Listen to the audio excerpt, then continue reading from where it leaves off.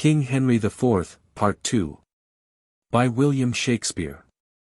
Dramatis Personae. Rumour, the presenter.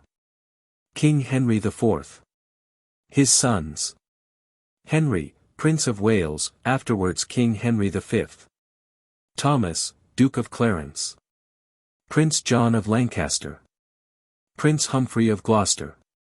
Earl of Warwick. Earl of Westmoreland. Earl of Surrey. Gower. Harcourt. Blunt. Lord Chief Justice of the King's Bench. A servant of the Chief Justice. Earl of Northumberland. Scroop, Archbishop of York. Lord Mowbray. Lord Hastings. Lord Bardolph. Sir John Colville. Travers and Morton, retainers of Northumberland. Sir John Falstaff. His page. Bardolph. Pistol. Poins. Peto. Shallow and Silence, country justices. Davy, servant to Shallow. Mouldy, Shadow, Wart, Feeble, and Bullcalf, recruits. Fong and Snare, sheriff's officers. Lady Northumberland. Lady Percy. Mistress Quickly, hostess of a tavern in Eastcheap. Doll Tearsheet. Lords and attendants. Porter, drawers, beadles, grooms, etc. A dancer, speaker of the Epilogue. Scene, England. How do you find this book? Any thoughts about the book or the author? Any suggestion for improvement? Please take a moment to share your thoughts in a comment. If you like it, share it with your friends who might enjoy it as well. Subscribe to keep in touch. Visit CompleteAudiobooks.com for more quality content. Induction. Warkworth. Before the castle.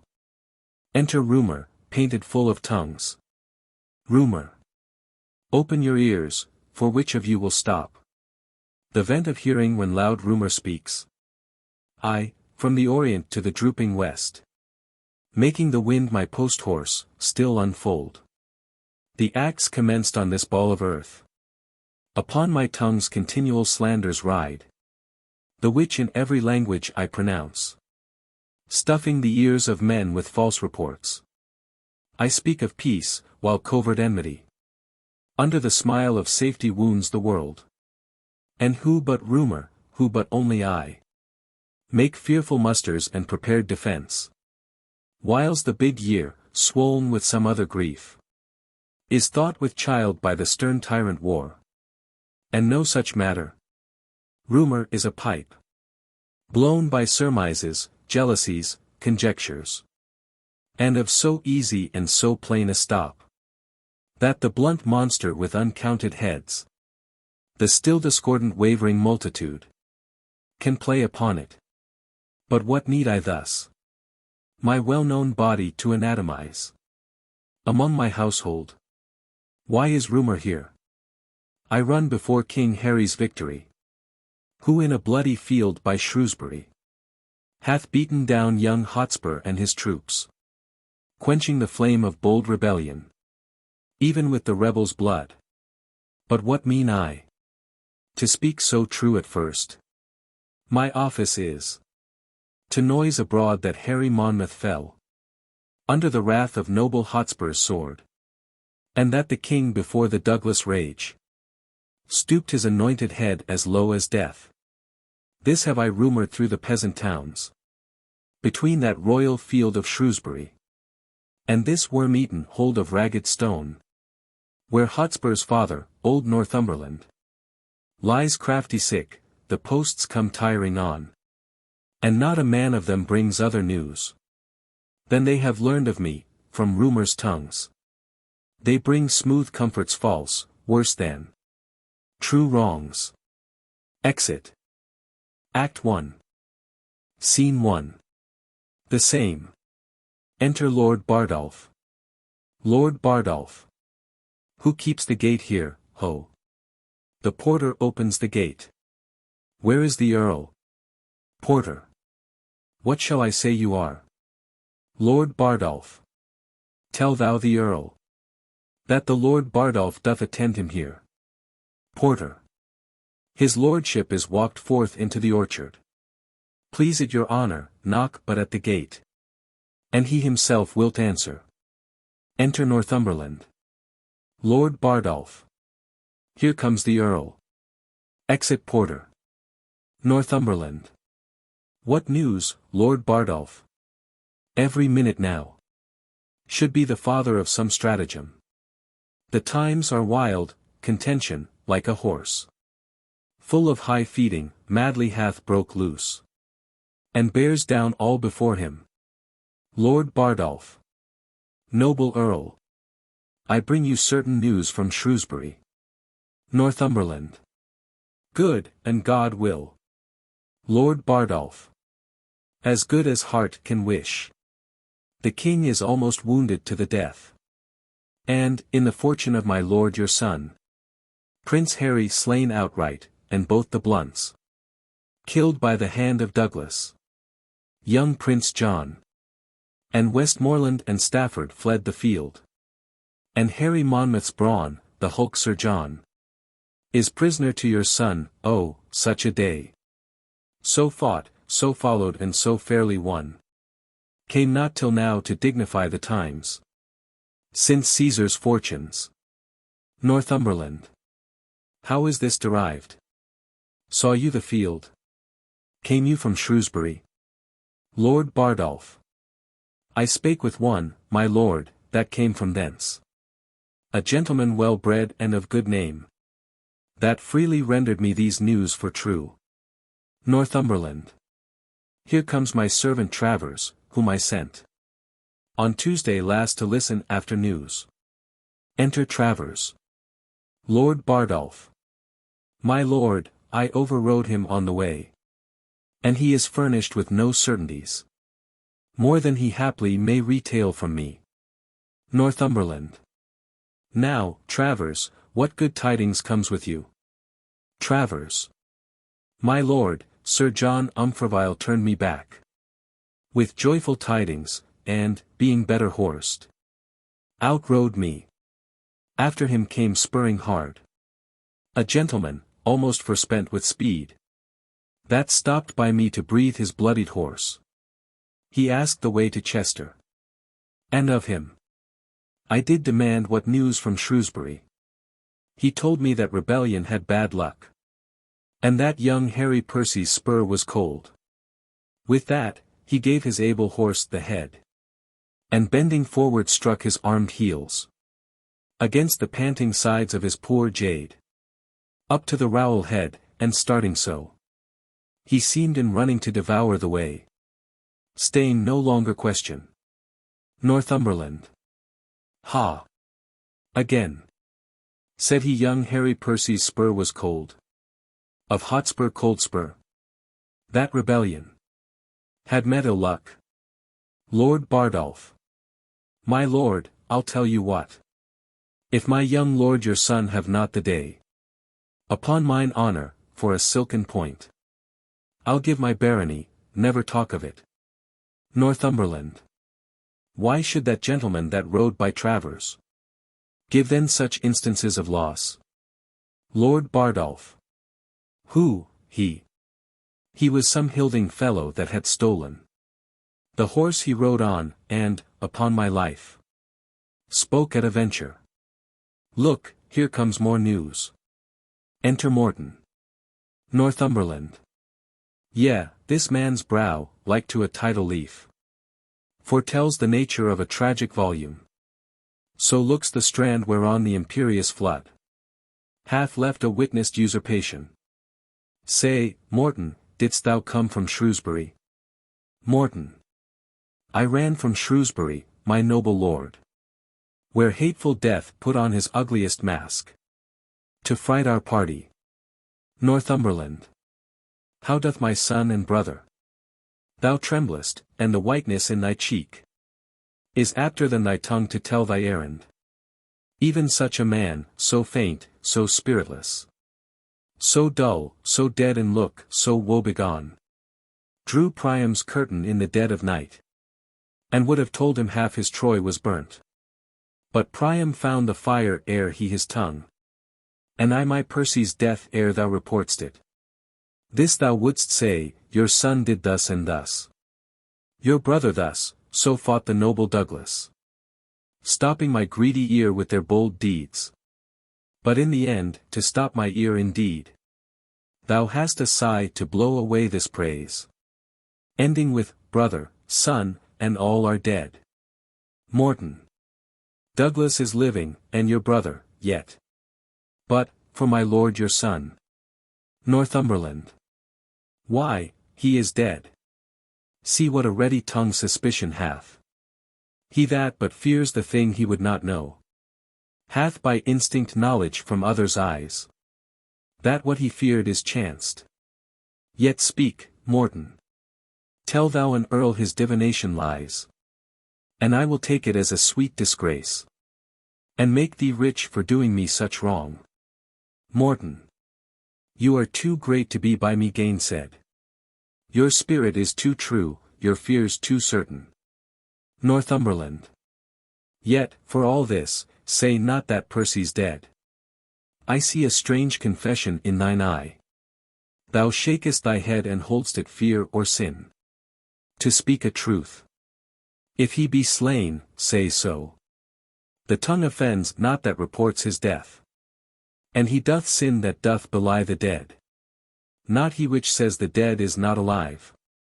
Yet the first bringer of unwelcome news hath but a losing office, and his tongue sounds ever after as a sullen bell. Remembered tolling a departing friend. Lord Bardolph. I cannot think, my lord, your son is dead. Morton. I am sorry I should force you to believe that which I would to God I had not seen. But these mine eyes saw him in bloody state. Rendering faint quittance, wearied and outbreathed. To Harry Monmouth. Whose swift wrath beat down the never daunted Percy to the earth. From whence with life he never more sprung up. In few, his death, whose spirit lent a fire. Even to the dullest peasant in his camp. Being brooded once, took fire and heat away. From the best-tempered courage in his troops. For from his metal was his party steeled. Which once in him abetted, all the rest turned on themselves, like dull and heavy lead. And as the thing that's heavy in itself upon enforcement flies with greatest speed, so did our men, heavy in Hotspur's loss, lend to this weight such lightness with their fear, that arrows fled not swifter toward their aim. Then did our soldiers, aiming at their safety, fly from the field. Then was the noble Worcester too soon ta'en prisoner. And that furious Scot, the bloody Douglas, whose well-laboring sword had 3 times slain the appearance of the king, gone veil his stomach and did grace the shame of those that turned their backs, and in his flight, stumbling in fear, was took. The sum of all is that the king hath won, and hath sent out a speedy power to encounter you, my lord, under the conduct of young Lancaster and Westmoreland. This is the news at full. Northumberland. For this I shall have time enough to mourn. In poison there is physic. And these news, having been well, that would have made me sick. Being sick, have in some measure made me well. And as the wretch, whose fever weakened joints, like strengthless hinges, buckle under life, impatient of his fit, breaks like a fire out of his keeper's arms, even so my limbs, weakened with grief, being now enraged with grief, are thrice themselves. Hence, therefore, thou nice crutch, a scaly gauntlet now with joints of steel, must glove this hand, and hence, thou sickly coif, thou art a guard too wanton for the head, which princes, fleshed with conquest, aim to hit. Now bind my brows with iron, and approach the raggedst hour that time and spite dare bring, to frown upon the enraged Northumberland. Let heaven kiss earth, Now let not nature's hand keep the wild flood confined. Let order die. And let this world no longer be a stage to feed contention in a lingering act. But let one spirit of the firstborn Cain reign in all bosoms, that, each heart being set on bloody courses, the rude scene may end, and darkness be the burier of the dead. Travers. This strained passion doth you wrong, my lord. Lord Bardolph. Sweet Earl, divorce not wisdom from your honor. Morton. The lives of all your loving complices lean on your health, the which, if you give o'er to stormy passion, must perforce decay. You cast the event of war, my noble lord, and summed the account of chance, before you said, let us make head. It was your presurmise that, in the dole of blows, your son might drop. You knew he walked o'er perils, on an edge more likely to fall and than to get o'er. You were advised his flesh was capable of wounds and scars, and that his forward spirit would lift him where most trade of danger ranged. Yet did you say, go forth. And none of this, though strongly apprehended, could restrain the stiff-born action. What hath then befallen? Or what hath this bold enterprise brought forth? More than that being which was like to be. Lord Bardolph. We all that are engaged to this loss knew that we ventured on such dangerous seas, that if we wrought our life, 'twas 10 to 1. And yet we ventured, for the gain proposed choked the respect of likely peril feared. And since we are o'er's it, venture again. Come, we will all put forth, body and goods. Morton. 'Tis more than time, and, my most noble lord, I hear for certain, and do speak the truth. The gentle Archbishop of York is up. With well-appointed powers, he is a man who with a double surety binds his followers. My lord your son had only but the corpse, but shadows and the shows of men, to fight. For that same word, rebellion, did divide the action of their bodies from their souls. And they did fight with queasiness, constrained, as men drink potions, that their weapons only seemed on our side, but, for their spirits and souls. This word, rebellion, it had froze them up, as fish are in a pond. But now the bishop turns insurrection to religion, supposed sincere and holy in his thoughts. He's followed both with body and with mind, and doth enlarge his rising with the blood of fair King Richard, scraped from Pomfret stones. Derives from heaven his quarrel and his cause. Tells them he doth bestride a bleeding land, gasping for life under great Bolingbroke. And more and less do flock to follow him. Northumberland. I knew of this before. But, to speak truth, this present grief had wiped it from my mind.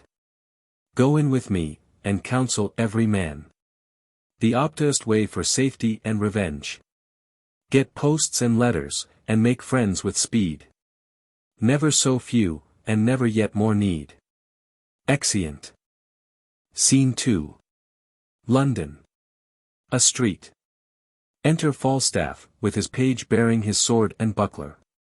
Falstaff. Sirrah, you giant, what says the doctor to my water? Page. He said, Sir, the water itself was a good healthy water. But, for the party that owed it, he might have more diseases than he knew for. Falstaff. Men of all sorts take a pride to gird at me, the brain of this foolish compounded clay, man, is not able to invent anything that tends to laughter, more than I invent or is invented on me. I am not only witty in myself, but the cause that wit is in other men. I do here walk before thee like a sow that hath overwhelmed all her litter but one. If the prince put thee into my service for any other reason than to set me off, why then I have no judgment.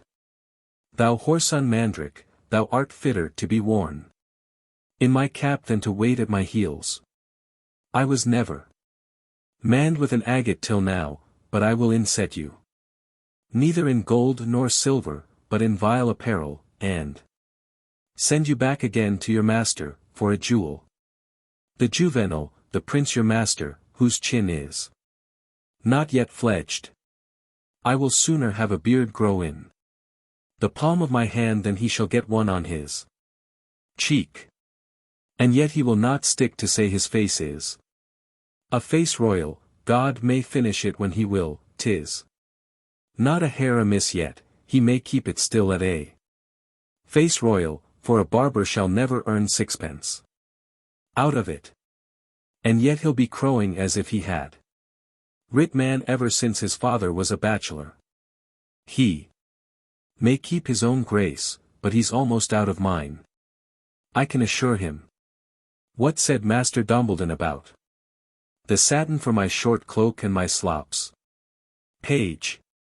He said, Sir, you should procure him better assurance than Bardolph, he would not take his band and yours, he liked not the security. Falstaff. Let him be damned, like the glutton.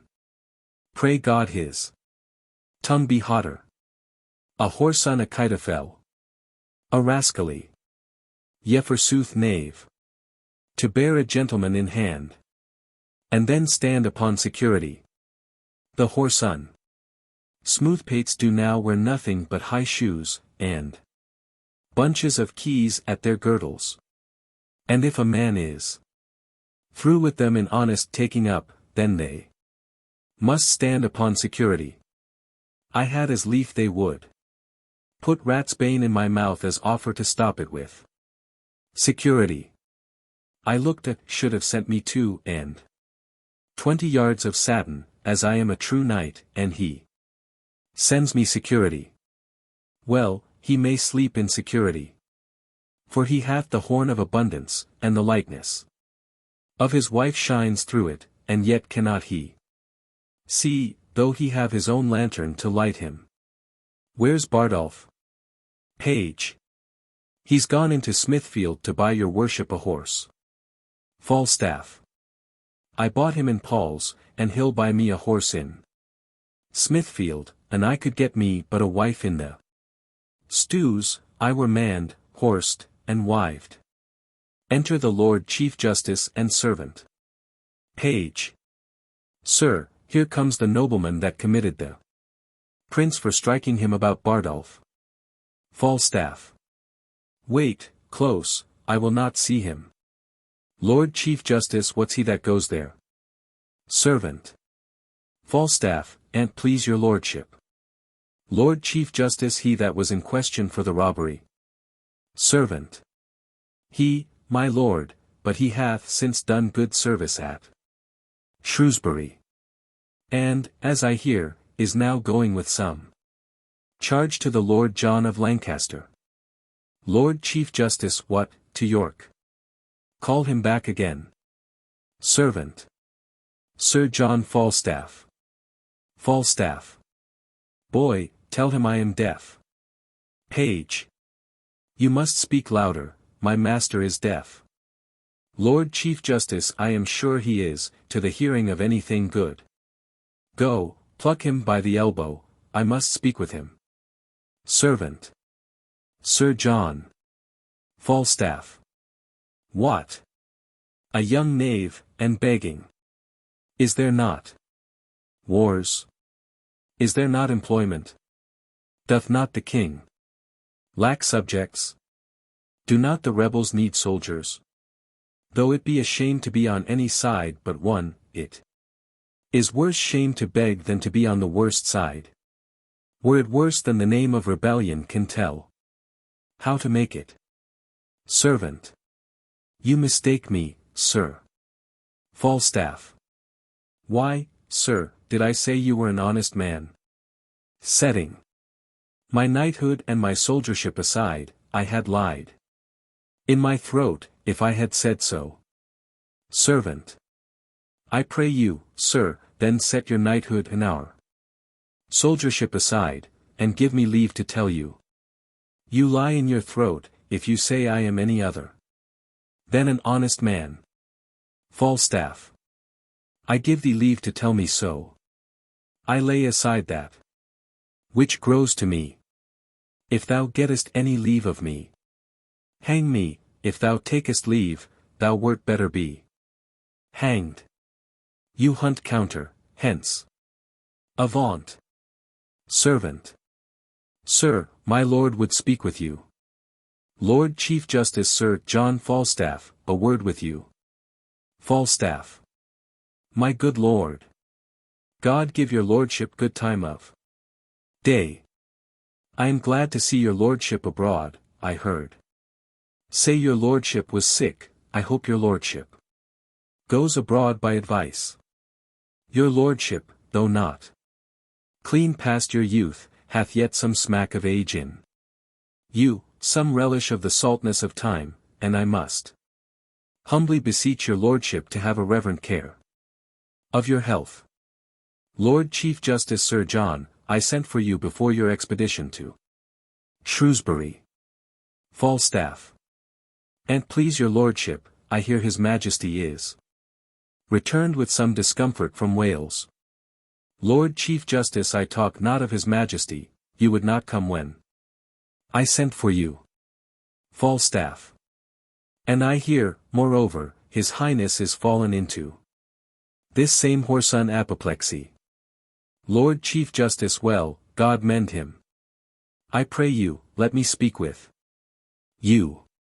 Falstaff. This apoplexy is, as I take it, a kind of lethargy. An't please your lordship, a kind of sleeping in the blood, a whoreson tingling. Lord Chief Justice, what tell you me of it? Be it as it is. Falstaff.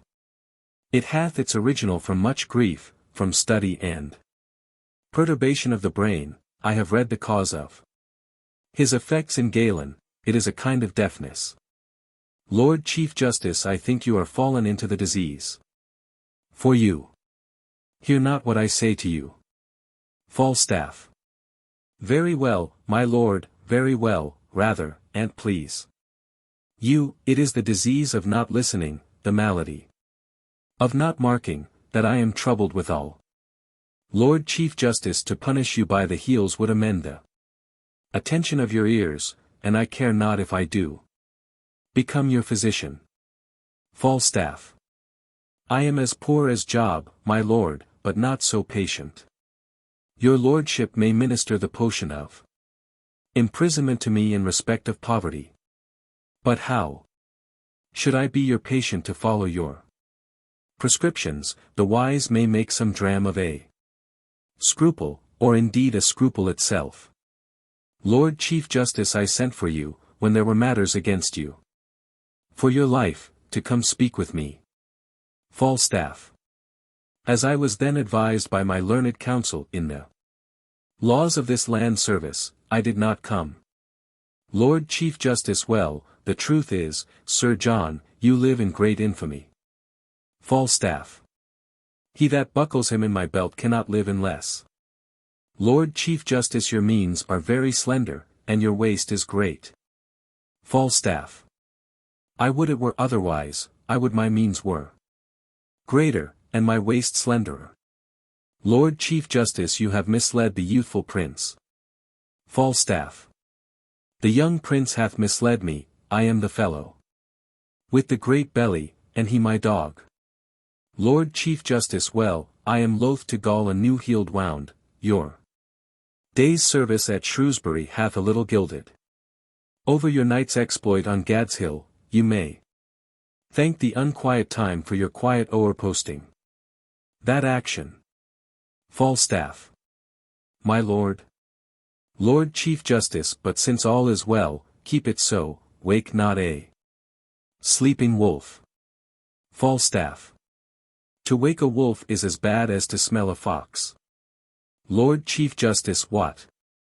You are as a candle, the better part burnt out. Falstaff. A wassail candle, my lord, all tallow, if I did say of wax, my growth would approve the truth. Lord Chief Justice, there is not a white hair on your face but should have his effect of gravity. Falstaff. His effect of gravy, gravy, gravy. Lord Chief Justice, you follow the young prince up and down, like his ill angel. Falstaff. Not so, my lord, your ill angel is light. But I hope he that looks upon me will take me without weighing. And yet, in some respects, I grant, I cannot go, I cannot tell.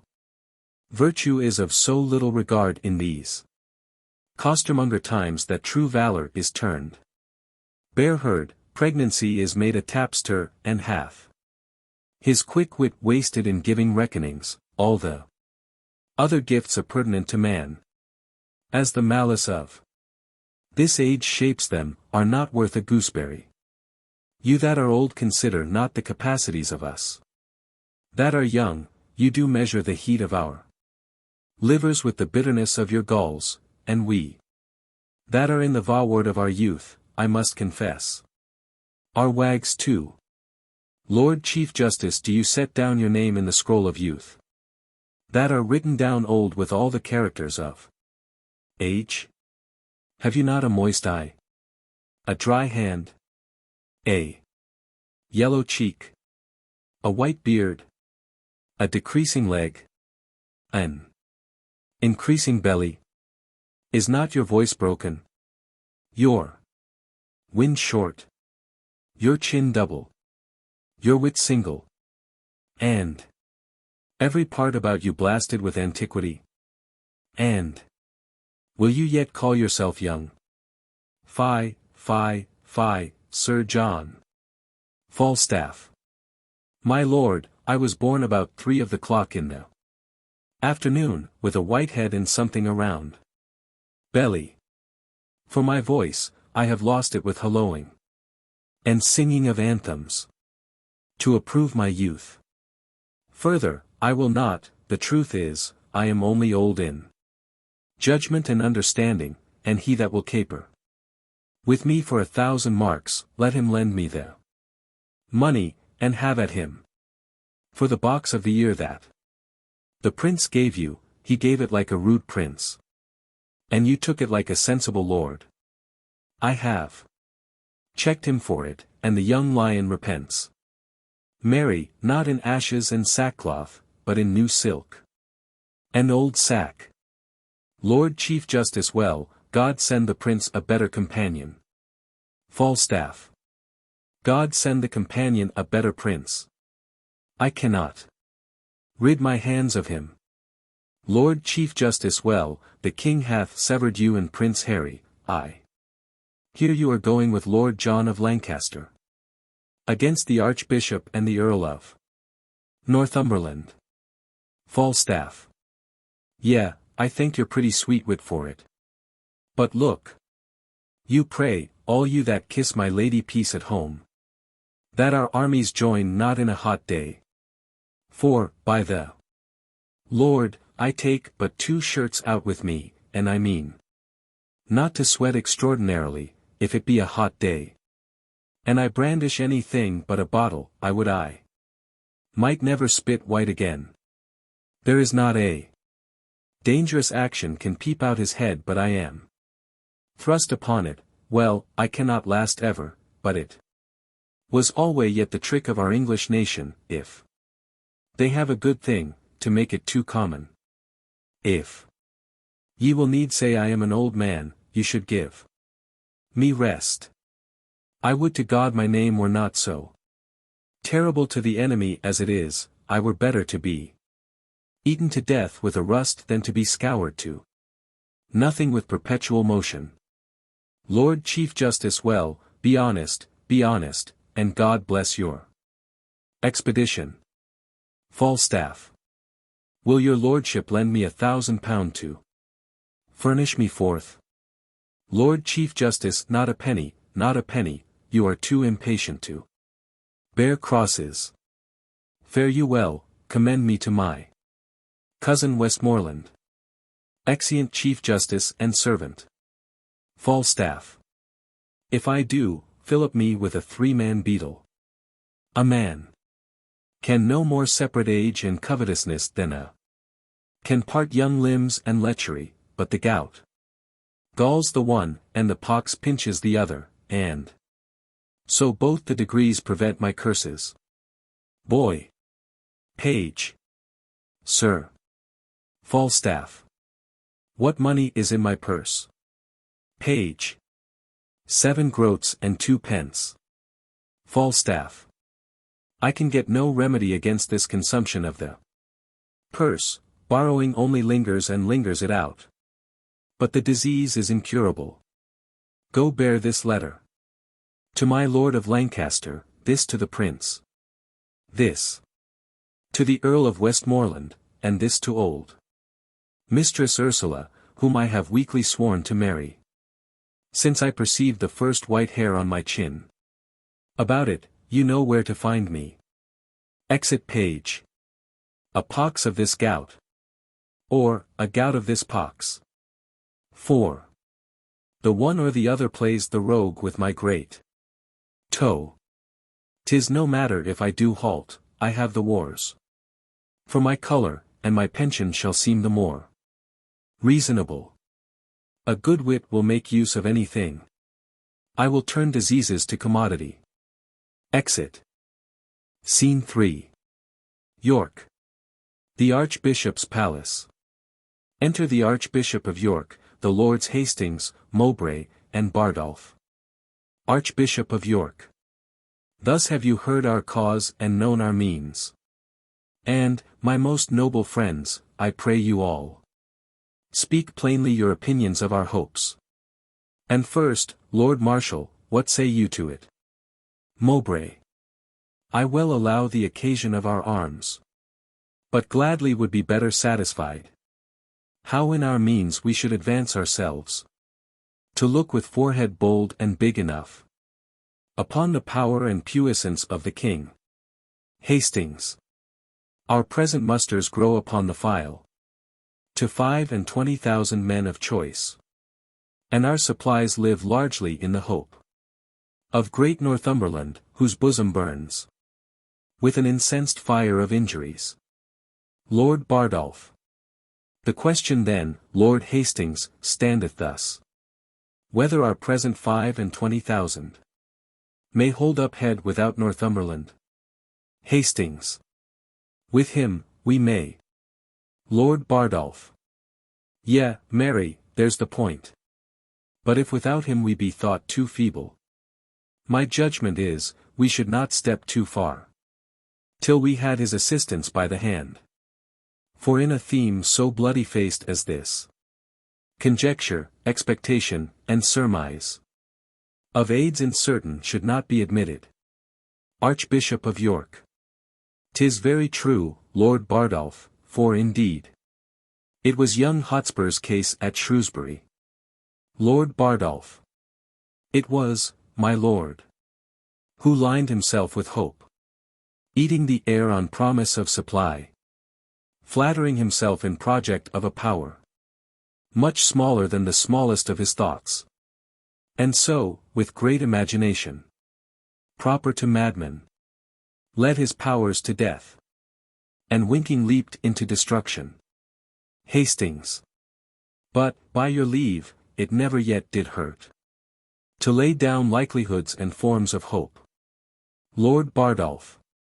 Yes, if this present quality of war, indeed the instant action, a cause on foot, lives so in hope as in an early spring, we see the appearing buds, which to prove fruit, hope gives not so much warrant as despair, that frosts will bite them.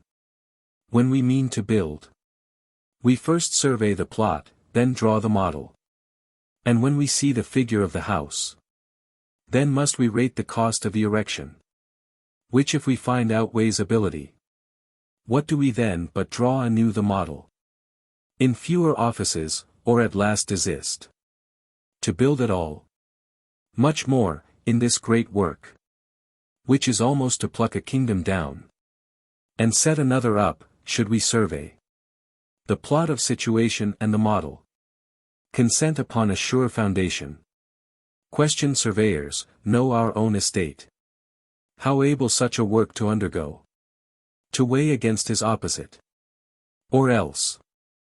We fortify in paper and in figures. Using the names of men instead of men. Like one that draws the model of a house. Beyond his power to build it. Who, half through, gives o'er and leaves his part created cost. A naked subject to the weeping clouds. And waste for churlish winter's tyranny. Hastings. Grant that our hopes, yet likely of fair birth, should be stillborn, and that we now possessed the utmost man of expectation. I think we are a body strong enough, even as we are, to equal with the king. Lord Bardolph. What, is the king but 25,000? Hastings. To us no more, nay, not so much, Lord Bardolph. For his divisions, as the times do brawl, are in 3 heads, 1 power against the French, and 1 against Glendower. Perforce a 3rd must take up us, so is the unfirm king. In 3 divided, and his coffers sound with hollow poverty and emptiness. Archbishop of York. That he should draw his several strengths together, and come against us in full puissance, need not be dreaded. Hastings. If he should do so, he leaves his back unarmed, the French and Welsh baying him at the heels, never fear that. Lord Bardolph. Who is it like should lead his forces hither? Hastings. The Duke of Lancaster and Westmoreland. Against the Welsh, himself and Harry Monmouth. But who is substituted, gainst the French? I have no certain notice. Archbishop of York. Let us on. And publish the occasion of our arms. The Commonwealth is sick of their own choice. Their over-greedy love hath surfeited an habitation giddy and unsure. Hath he that buildeth on the vulgar heart. O thou fond many, with what loud applause didst thou beat heaven with blessing Bolingbroke, before he was what thou wouldst have him be, and being now trimmed in thine own desires. Thou, beastly feeder, art so full of him, that thou provokest thyself to cast him up. So, thou common dog, didst thou disgorge thy glutton bosom of the royal Richard. And now thou wouldst eat thy dead vomit up, and howl'st to find it. What trust is in these times? They that, when Richard lived, would have him die, are now become enamoured on his grave. Thou, that threw'st dust upon his goodly head, when through proud London he came sighing on, after the admired heels of Bolingbroke. Criest now, O earth, yield us that king again, and take thou this. O thoughts of men accursed! Past and to come seems best, things present worst. Mowbray. Shall we go draw our numbers and set on? Hastings. We are time's subjects, and time bids be gone. Exeunt. Act 2. Scene 1. London. A street. Enter Mistress quickly, Fong and his boy with her, and Snare following. Mistress quickly. Master Fong, have you entered the action? Fong. It is entered. Mistress quickly. Where's your yeoman? Is the lusty yeoman? Will stand to tea? Fong. Sirrah, where's Snare? Mistress quickly. O Lord, I. Good Master Snare. Snare. Here. Fong. Snare, we must arrest Sir John Falstaff. Mistress quickly. Good Master Snare, I have entered him and all. Snare. It may chance cost some of us our lives, for he will stab. Mistress quickly. Alas the day. Take heed of him, he stabbed me in mine own house, and that most beastly, in good faith, he cares not what mischief he does. If his weapon be out, he will foin like any devil, he will spare neither man, woman, nor child. Fong. If I can close with him, I care not for his thrust. Mistress quickly. No, nor I neither, I'll be at your elbow. Fong. An I but fist him once. Come but within my vice. Mistress quickly. I am undone by his going, I warrant you, he's an infinitive thing upon my score. Good Master Fong. Hold him sure, good Master Snare, let him not scape. Comes continually to pie corner saving. Your manhood's to buy a saddle. And he is indebted to dinner to the lubber's head in Lombard Street, to Master Smooths the silkman, I pray ye, since my action is entered and my case so openly known to the world, let him be brought in to his answer. A 100 mark is a long one for a poor lone woman to bear, and I have borne, and borne, and borne, and have been fubbed off, and fubbed off, and fubbed off, from this day to that day, that it is a shame to be thought on. There is no honesty in such dealing, unless a woman should be made an ass and a beast, to bear every knave's wrong. Yonder he comes, and that errant Momsino's knave, Bardolph, with him. Do your offices, master Fong and Master Snare, do me your offices. Enter Falstaff, Page, and Bardolph. Falstaff. How now? Whose mare's dead? What's the matter? Fong. Sir John, I arrest you at the suit of mistress quickly. Falstaff. Away, varlets. Draw, Bardolph, cut me off the villain's head, throw the queen in the channel. Mistress quickly. Throw me in the channel. I'll throw thee in the channel. Wilt thou? Wilt thou? Thou bastardly rogue. Murder, murder. Ah, thou honeysuckle villain. Wilt thou kill God's officers and the kings? Ah, thou honeyseed rogue. Thou art a honeyseed, a man-queller, and a woman-queller. Falstaff. Keep them off, Bardolph. Fong. A rescue. A rescue. Mistress quickly. Good people, bring a rescue or two. Thou what? Thou what ta? Do, thou rogue. Do.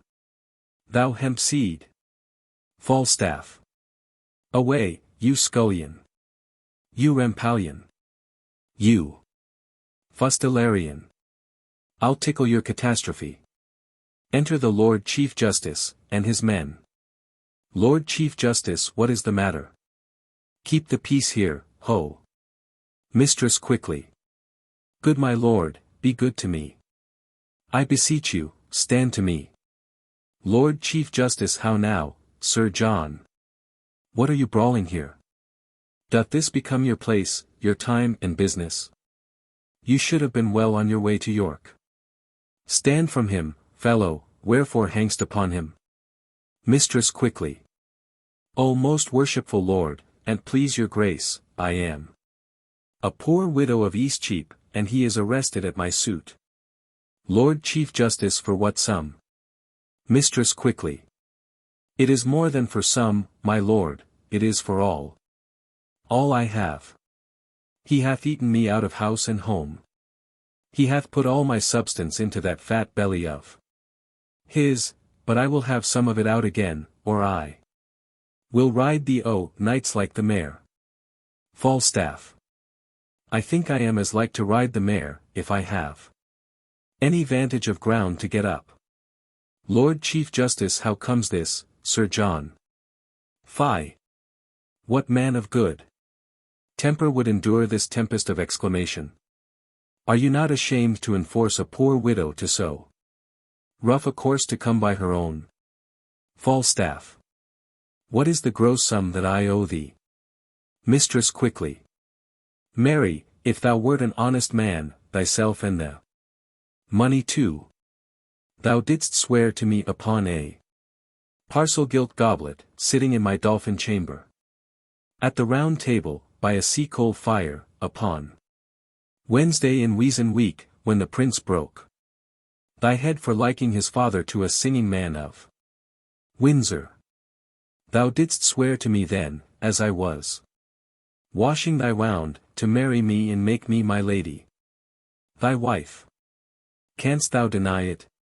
Did not goodwife Keech, the butcher's wife, come in then and call me gossip quickly, coming in to borrow a mess of vinegar, telling us she had a good dish of prawns, whereby thou didst desire to eat some, whereby I told thee they were ill for a green wound. And didst thou not, when she was gone downstairs, desire me to be no more so familiarity with such poor people, saying that ere long they should call me madam? And didst thou not kiss me and bid me fetch thee 30 shillings? I put thee now to thy book oath, deny it, if thou canst. Falstaff. My lord, this is a poor mad soul. And she says up and down the town that the eldest son is like you. She hath been in good case, and the truth is, poverty hath distracted her. But for these foolish officers, I beseech you I may have redress against them. Lord Chief Justice Sir John, I am well acquainted with your manner of wrenching the true cause the false way. It is not a confident brow, nor the throng of words that come with such more than impudent sauciness from you, can thrust me from a level consideration. You have, as it appears to me, practiced upon the easy yielding spirit of this woman, and made her serve your uses both in purse and in person. Mistress quickly. Yea, in truth, my lord. Lord Chief Justice, pray thee, peace. Pay her the debt you owe her, and unpay the villainy you have done her, the one you may do with sterling money, and the other with current repentance. Falstaff. My lord, I will not undergo this sneap without reply. You call honorable boldness impudent sauciness, if a man will make courtesy and say nothing, he is virtuous. No, my lord, my humble duty remembered, I will not be your suitor. I say to you, I do desire deliverance from these officers, being upon hasty employment in the king's affairs. Lord Chief Justice, you speak as having power to do wrong, but answer in the effect of your reputation, and satisfy this poor woman. Falstaff. Come hither, hostess. Enter Gower. Lord Chief Justice. Now, Master Gower, what news? Gower. The king, my lord, and Harry Prince of Wales are near at hand, the rest the paper tells. Falstaff. As I am a gentleman. Mistress quickly. Faith, you said so before. Falstaff. As I am a gentleman. Come, no more words of it. Mistress quickly. By this heavenly ground I tread on, I must be fain to pawn both my plate and the tapestry of my dining chambers. Falstaff. Glasses is the only drinking, and for thy walls, a pretty slight drollery, or the story of the prodigal, or the German hunting in waterwork, is worth 1,000 of these bed hangings and these fly-bitten tapestries. Let it be £10, if thou canst. Come, and 'twere not for thy humours, there's not a better wench in England. Go, wash thy face, and draw the action. Come, thou must not be in this humour with me, dost not know me? Come, come, I know thou wast set on to this. Mistress quickly. Pray thee, Sir John, let it be but 20 nobles, aye. Faith, I am loath to pawn my plate, so God save me. La. Falstaff. Let it alone, I'll make other shift, you'll be a fool still. Mistress quickly. Well, you shall have it, though I pawn my gown. I hope you'll come to supper. You'll pay me altogether. Falstaff. Will I live? To Bardolph. Go, with her, hook on, hook on. Mistress quickly. Will you have Doll Tearsheet meet you at supper? Falstaff. No more words, let's have her. Exeunt Mistress quickly, Bardolph, officers and boy. Lord Chief Justice, I have heard better news. Falstaff. What's the news, my lord? Lord Chief Justice, where lay the king last night? Gower. At Basingstoke, my lord. Falstaff. I hope, my lord, all's well. What is the news, my lord? Lord Chief Justice come all his forces back. Gower. No. 1,500 foot, 500 horse. Are marched up to my Lord of Lancaster. Against Northumberland and the Archbishop. Falstaff. Comes the king back from Wales, my noble lord? Lord Chief Justice, you shall have letters of me presently. Come, go along with me, good Master Gower. Falstaff. My lord. Lord Chief Justice, what's the matter? Falstaff. Master Gower, shall I entreat you with me to dinner? Gower. I must wait upon my good lord here, I thank you. Good Sir John. Lord Chief Justice Sir John, you loiter here too long, being you are to take soldiers up in counties as you go. Falstaff. Will you sup with me, Master Gower? Lord Chief Justice, what foolish master taught you these manners, Sir John? Falstaff. Master Gower, if they become me not, he was a fool. That taught them me. This is the right fencing. Grace, my lord, tap for tap, and so part fair. Lord Chief Justice, now the Lord lighten thee. Thou art a great fool. Exeunt. Scene 2. London. Another street. Enter Prince Henry and Poins. Prince Henry. Before God, I am exceeding weary. Poins. Is't come to that? I had thought weariness durst not have attached one of so high blood. Prince Henry. Faith, it does me. Though it discolours the complexion of my greatness to acknowledge it. Doth it not show vilely in me to desire small beer? Poins. Why, a prince should not be so loosely studied as to remember so weak a composition. Prince Henry. Belike then my appetite was not princely got, for by my troth, I do now remember the poor creature. Small beer. But, indeed, these humble considerations make me out of love with my greatness. What a disgrace is it to me to remember thy name, or to know thy face tomorrow, or to take note how many pair of silk stockings thou hast, viz. These, and those that were thy peach-colored ones. Or to bear the inventory of thy shirts, as, one for superfluity, and another for use.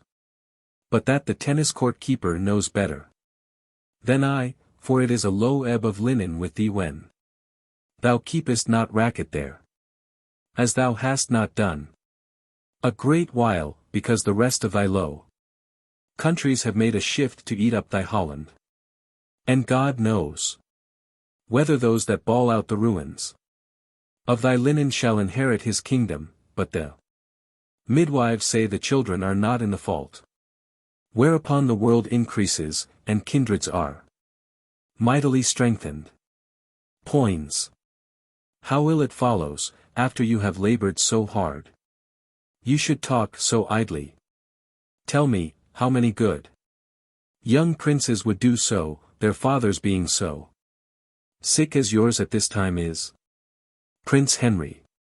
Shall I tell thee one thing, Poins? Poins. Yes, faith, and let it be an excellent good thing. Prince Henry. It shall serve among wits of no higher breeding than thine. Poins. Go to, I stand the push of your one thing that you will tell. Prince Henry. Marry, I tell thee, it is not meet that I should be sad, now my father is sick, albeit I could tell thee, as to one it pleases me, for fault of a better, to call my friend, I could be sad, and sad indeed too. Poins. Very hardly upon such a subject. Prince Henry. By this hand thou thinkest me as far in the devil's book as thou and Falstaff for obduracy and persistency, let the end try the man. But I tell thee, my heart bleeds inwardly that my father is so sick, and keeping such vile company as thou art, hath in reason taken from me all ostentation of sorrow. Poins. The reason? Prince Henry. What wouldst thou think of me, if I should weep? Poins. I would think thee a most princely hypocrite. Prince Henry. It would be every man's thought. And thou art a blessed fellow to think as every man thinks, never. A man's thought in the world keeps the roadway better than thine, every man would think me an hypocrite indeed. And what excites your most worshipful thought to think so? Poins. Why, because you have been so lewd and so much engraft to Falstaff. Prince Henry. And to thee. Poins. By this light, I am well spoke on. I can hear it with my own ears, the worst that they can say of me is that I am a second brother and that I am a proper fellow of my hands, and those two things, I confess, I cannot help. By the mass, here comes Bardolph. Enter Bardolph and page. Prince Henry. And the boy that I gave Falstaff, had him from me Christian, and look, if the fat villain have not transformed him ape. Bardolph. God save your grace. Prince Henry. And yours, most noble Bardolph. Bardolph. Come, you virtuous ass, you bashful fool, must you be blushing? Wherefore blush you now? What a maidenly man-at-arms are you become? Is't such a matter to get a Pottlepot's maidenhead? Page. Calls me Ian now, my lord, through a red lattice, and I could discern no part of his face. From the window, at last I spied his eyes, and methought he had made 2 holes in the alewife's new petticoat and so peeped through. Prince Henry. Has not the boy profited? Bardolph. Away, you whoreson upright rabbit, away. Page. Away, you rascally Althea's dream, away. Prince Henry. Instruct us, boy, what dream, boy? Page. Marry, my lord, Althea dreamed she was delivered of a firebrand, and therefore I call him her dream. Prince Henry. A crown's worth of good interpretation, there 'tis. Boy. Poins. Oh, that this good blossom could be kept from cankers. Well, there is 6pence to preserve thee. Bardolph. And you do not make him hanged among you, the gallows shall have wrong. Prince Henry. And how doth thy master, Bardolph? Bardolph. Well, my lord. He heard of your grace's coming to town, there's a letter for you. Poins. Delivered with good respect. And how doth the Martelmas, your master? Bardolph. In bodily health, sir. Poins. Marry, the immortal part needs a physician. But that moves not him, though that be sick, it dies not. Prince Henry. I do allow this one to be as familiar with me as my dog, and he holds his place, for look you how he writes. Poins. Reads, John Falstaff, Knight, every man must know that, as oft as he has occasion to name himself, even like those that are kin to the king. For they never prick their finger but they say, there's some of the king's blood spilt.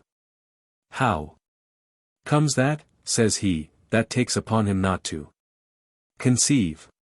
The answer is as ready as a borrower's cap, I am the king's poor cousin, sir. Prince Henry. Nay, they will be kin to us, or they will fetch it from Japhet. But to the letter. Poins. Reads, Sir John Falstaff, Knight, to the son of the king, nearest his father, Harry Prince of Wales, greeting. Why, this is a certificate. Prince Henry. Peace. Poins.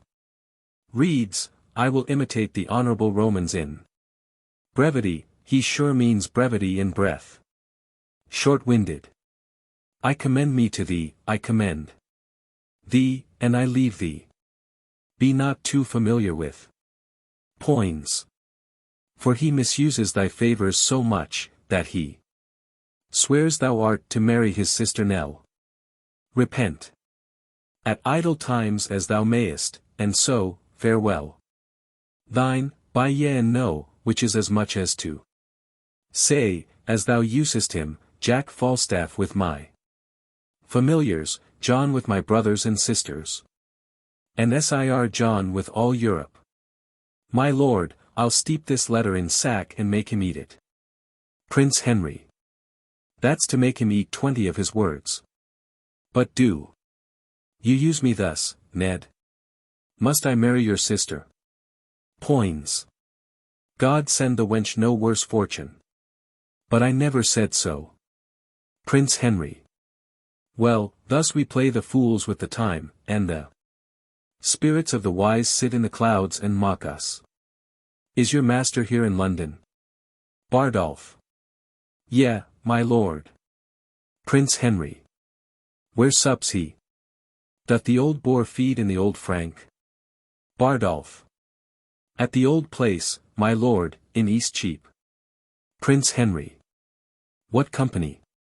Page. Ephesians, my lord, of the old church. Prince Henry. Sup any women with him? Page.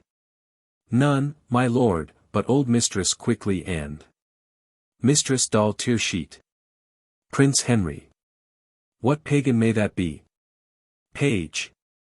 A proper gentlewoman, sir, and a kinswoman of my master's. Prince Henry. Even such kin as the parish heifers are to the town. Bull. Shall we steal upon them, Ned, at supper? Poins. I am your shadow, my lord, I'll follow you. Prince Henry. Sirrah, you boy, and Bardolph, no word to your master that I am yet come to town, there's for your silence. Bardolph. I have no tongue, sir. Page. And for mine, sir, I will govern it. Prince Henry. Fare you well, go. Exeunt Bardolph and Page. This dull Tearsheet should be some road. Poins. I warrant you, as common as the way between St. Albans and London. Prince Henry. How might we see Falstaff bestow himself tonight in his true colours, and not ourselves be seen? Poins. Put on 2 leathern jerkins and aprons, and wait upon him at his table as drawers. Prince Henry. From a god to a bull? A heavy dissension. It was Jove's case. From a prince to apprentice? A low transformation. That shall be mine, for in every thing the purpose must weigh with the folly. Follow me, Ned. Exeunt. Scene 3. Warkworth. Before the castle. Enter Northumberland, Lady Northumberland, and Lady Percy. Northumberland. I pray thee, loving wife, and gentle daughter, give even way unto my rough affairs. Put not you on the visage of the times, and be like them to Percy troublesome. Lady Northumberland. I have given over, I will speak no more. Do what you will, your wisdom be your guide. Northumberland. Alas, sweet wife, my honor is at pawn. And, but my going, nothing can redeem it. Lady Percy. Oh yet, for God's sake, go not to these wars. The time was, father, that you broke your word. When you were more endeared to it than now. When your own Percy, when my heart's dear Harry, threw many a northward look to see his father bring up his powers, but he did long in vain. Who then persuaded you to stay at home? There were 2 honors lost, yours and your son's. For yours, the God of heaven brighten it. For his, it stuck upon him as the sun in the grey vault of heaven. And by his light did all the chivalry of England move. To do brave acts, he was indeed the glass wherein the noble youth did dress themselves. He had no legs that practised not his gait. And speaking thick, which nature made his blemish, became the accents of the valiant. For those that could speak low and tardily would turn their own perfection to abuse. To seem like him, so that in speech, in gait, in diet, in affections of delight, in military rules, humours of blood, he was the mark and glass, copy and book, that fashioned others. And him, O wondrous him! O miracle of men! Him did you leave, second to none, unseconded by you, to look upon the hideous god of war. In disadvantage, to abide a field, where nothing but the sound of Hotspur's name did seem defensible, so you left him. Never, oh never, do his ghost the wrong, to hold your honor more precise and nice with others than with him. Let them alone. The marshal and the archbishop are strong. Had my sweet Harry had but half their numbers, today might I, hanging on Hotspur's neck, have talked of Monmouth's grave. Northumberland. Beshrew your heart. Fair daughter, you do draw my spirits from me, with new lamenting ancient oversights. But I must go and meet with danger there, or it will seek me in another place, and find me worse provided. Lady Northumberland. Oh, fly to Scotland, till that the nobles and the armed commons have of their puissance made a little taste. Lady Percy. If they get ground and vantage of the king, then join you with them, like a rib of steel, to make strength stronger, but, for all our loves, first let them try themselves. So did your son. He was so suffered, so came I a widow, and never shall have length of life enough to reign upon remembrance with mine eyes, that it may grow and sprout as high as heaven, for recordation to my noble husband. Northumberland. Come, come, go in with me. 'Tis with my mind, as with the tide swelled up unto his height, that makes us still stand, running neither way. Fain would I go to meet the archbishop, but many thousand reasons hold me back. I will resolve for Scotland, there am I, till time and vantage crave my company. Exeunt. Scene 4. London. The Boar's Head Tavern in Eastcheap. Enter 2 drawers. First drawer. What the devil hast thou brought there? Applejohns. Thou knowest Sir John cannot endure an Applejohn. Second drawer. Mass, thou sayest true.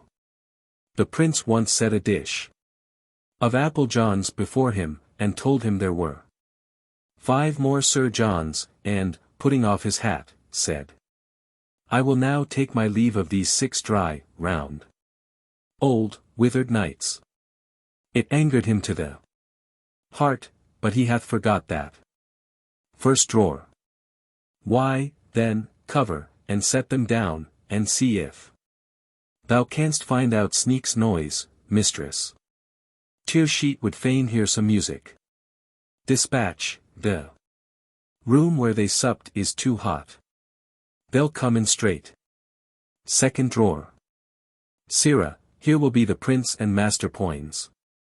Anon, and they will put on 2 of our jerkins and aprons, and Sir John must not know of it, Bardolph hath brought word. First drawer. By the mass, here will be old UTIs, it will be an excellent stratagem. Second drawer. I'll see if I can find out Sneak. Exit. Enter Mistress Quickly and Doll T. Mistress Quickly. Faith, sweetheart, methinks now you are in an excellent good temporality, your pulsage beats as extraordinarily as heart would desire. And your color, I warrant you, is as red as any rose, in good truth, law. But, faith, you have drunk too much Canaries, and that's a marvelous searching wine. And it perfumes the blood ere one can say, what's this? How do you now? Doll Tearsheet. Better than I was, hem. Mistress Quickly. Why, that's well said, a good heart's worth gold. Lo, here comes Sir John. Enter Falstaff. Falstaff. Singing, when Arthur first in court. Empty the Jordan. Exit first drawer. Singing. And was a worthy king. How now, Mistress Doll? Mistress Quickly. Sick of a calm, good faith. Falstaff. So is all her sect, and they be once in a calm, they are sick. Doll Tearsheet. You muddy rascal, is that all the comfort you give me? Falstaff. You make fat rascals, Mistress Doll. Doll Tearsheet. I make them. Gluttony and diseases make them, I make them not. Falstaff. If the cook help to make the gluttony, you help to make the diseases, Doll, we catch of you, Doll, we catch of you, grant that, my poor virtue grant that. Doll Tearsheet. Joy, our chains and our jewels. Falstaff. Your brooches, pearls, and ouches, for to serve.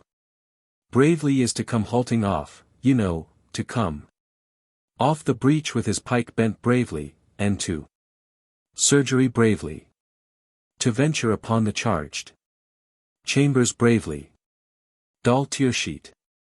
Hang yourself, you muddy conger, hang yourself. Mistress Quickly. By my troth, this is the old fashion. You two never meet but you fall to some discord, you are both. Good truth, as rheumatic as 2 dry toasts, you cannot one bear with another's confirmities. What? The good year. One must bear, and that must be. You are the weaker vessel, as they say, the emptier vessel. Doll Tearsheet. Can a weak empty vessel bear such a huge full hogshead? There's a whole merchant's venture of Bordeaux stuff in him. You have not seen a hulk better stuffed in the hold. Come, I'll be friends with thee, Jack, thou art going to the wars, and whether I shall ever see thee again or no, there is nobody cares. Re-enter first drawer. First drawer. Sir, ancient pistols below, and would speak with you. Doll Tearsheet. Hang him, swaggering rascal. Let him not come hither, it is the foul-mouthed'st rogue in England. Mistress Quickly. If he swagger, let him not come here, no, by my faith, I must live among my neighbors, I'll know. Swaggerers, I am in good name and fame with the very best, shut the door. There comes no swaggerers. Here, I have not lived all this while, to have swaggering now, shut the door, I pray you. Falstaff. Dost thou hear, hostess? Mistress quickly. Pray ye, pacify yourself, Sir John, there comes no swaggerers here. Falstaff. Dost thou hear? It is mine ancient. Mistress quickly. Tilly fowly, Sir John, ne'er tell me, your ancient swaggerer comes not in my doors. I was before master Tysick, the debutee, t'other day. And, as he said to me, 'twas no longer ago than Wednesday last, I. Good faith, neighbor quickly, says he, master our minister, was by then, neighbor. Quickly, says he, receive those that are civil. For, said he, you are in an ill name, now said so, I can tell whereupon, for, says he, you are an honest woman, and well thought on, therefore. Take heed what guests you receive, says he, no swaggering companions. There comes none. Here, you would bless you to hear what he said. No, I'll no swaggerers. Falstaff. He's no swaggerer, hostess, a tame cheater, aye. Faith. You may stroke him as gently as a puppy. Greyhound, he'll not swagger with a Barbary hen, if her feathers turn back in any show of resistance. Call him up, drawer. Exit first drawer. Mistress quickly. Cheater, call you him. I will bar no honest man my house, nor no cheater, but I do not love swaggering, by my troth, I am the worse, when one says swagger, feel, masters, how I shake, look you. I warrant you. Dull tear sheet. So you do, hostess. Mistress quickly. Do I? Yea, in very truth, do I, and 'twere an aspen leaf, I cannot abide swaggerers. Enter Pistol, Bardolph, and Page. Pistol. God save you, Sir John. Falstaff. Welcome, ancient Pistol. Here, Pistol, I charge you with a cup of sack, do you discharge upon mine hostess? Pistol. I will discharge upon her, Sir John, with 2 bullets. Falstaff. She is pistol-proof, sir, you shall hardly offend her. Mistress quickly. Come, I'll drink no proofs nor no bullets, I'll drink no more than will do me good, for no man's pleasure, I. Pistol. Then to you, Mistress Dorothy, I will charge you. Dull tear sheet. Charge me. I scorn you, scurvy companion. What? You poor, base, rascally, cheating, lack linen mate. Away, you mouldy rogue, away. I am meet for your master. Pistol. I know you, Mistress Dorothy. Dull tear sheet. Away, you cut-purse rascal. You filthy bung, away. By this wine, I'll thrust my knife in your mouldy chaps, and you play the saucy cuddle with me. Away. You bottle ale rascal. You basket hilt stale. Juggler, you. Since when, I pray you, sir? God's light, with 2 points on your shoulder. Much. Pistol. God let me not live, but I will murder your rough for this. Falstaff. No more, Pistol, I would not have you go off here. Discharge yourself of our company, Pistol. Mistress quickly. No, good Captain Pistol, not here, sweet Captain. Dull tear sheet. Captain. Thou abominable damned cheater, art thou not ashamed to be called captain? And captains were Of my mind, they would truncheon you out, for taking their names upon you before you have earned them. You a captain. You slave, for what? For tearing a poor whore's ruff in a bawdy house. He a captain. Hang him, rogue. He lives upon mouldy stewed prunes and dried cakes. A captain. Gods light, these villains will make the word as odious as the word occupy, which was an excellent good word before it was ill-sorted, therefore captains had need look to T. Bardolph. Pray thee, go down, good ancient Falstaff. Hark thee hither, Mistress Dull. Pistol. Not I tell thee what, Corporal Bardolph, I could tear her, I'll be revenged of her. Page. Pray thee, go down. Pistol. I'll see her damned first. To Pluto's damned lake. By this hand, to the infernal deep, with Erebus and tortures vile also.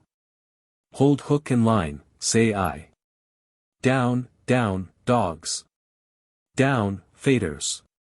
Have we not? Herein here. Mistress quickly.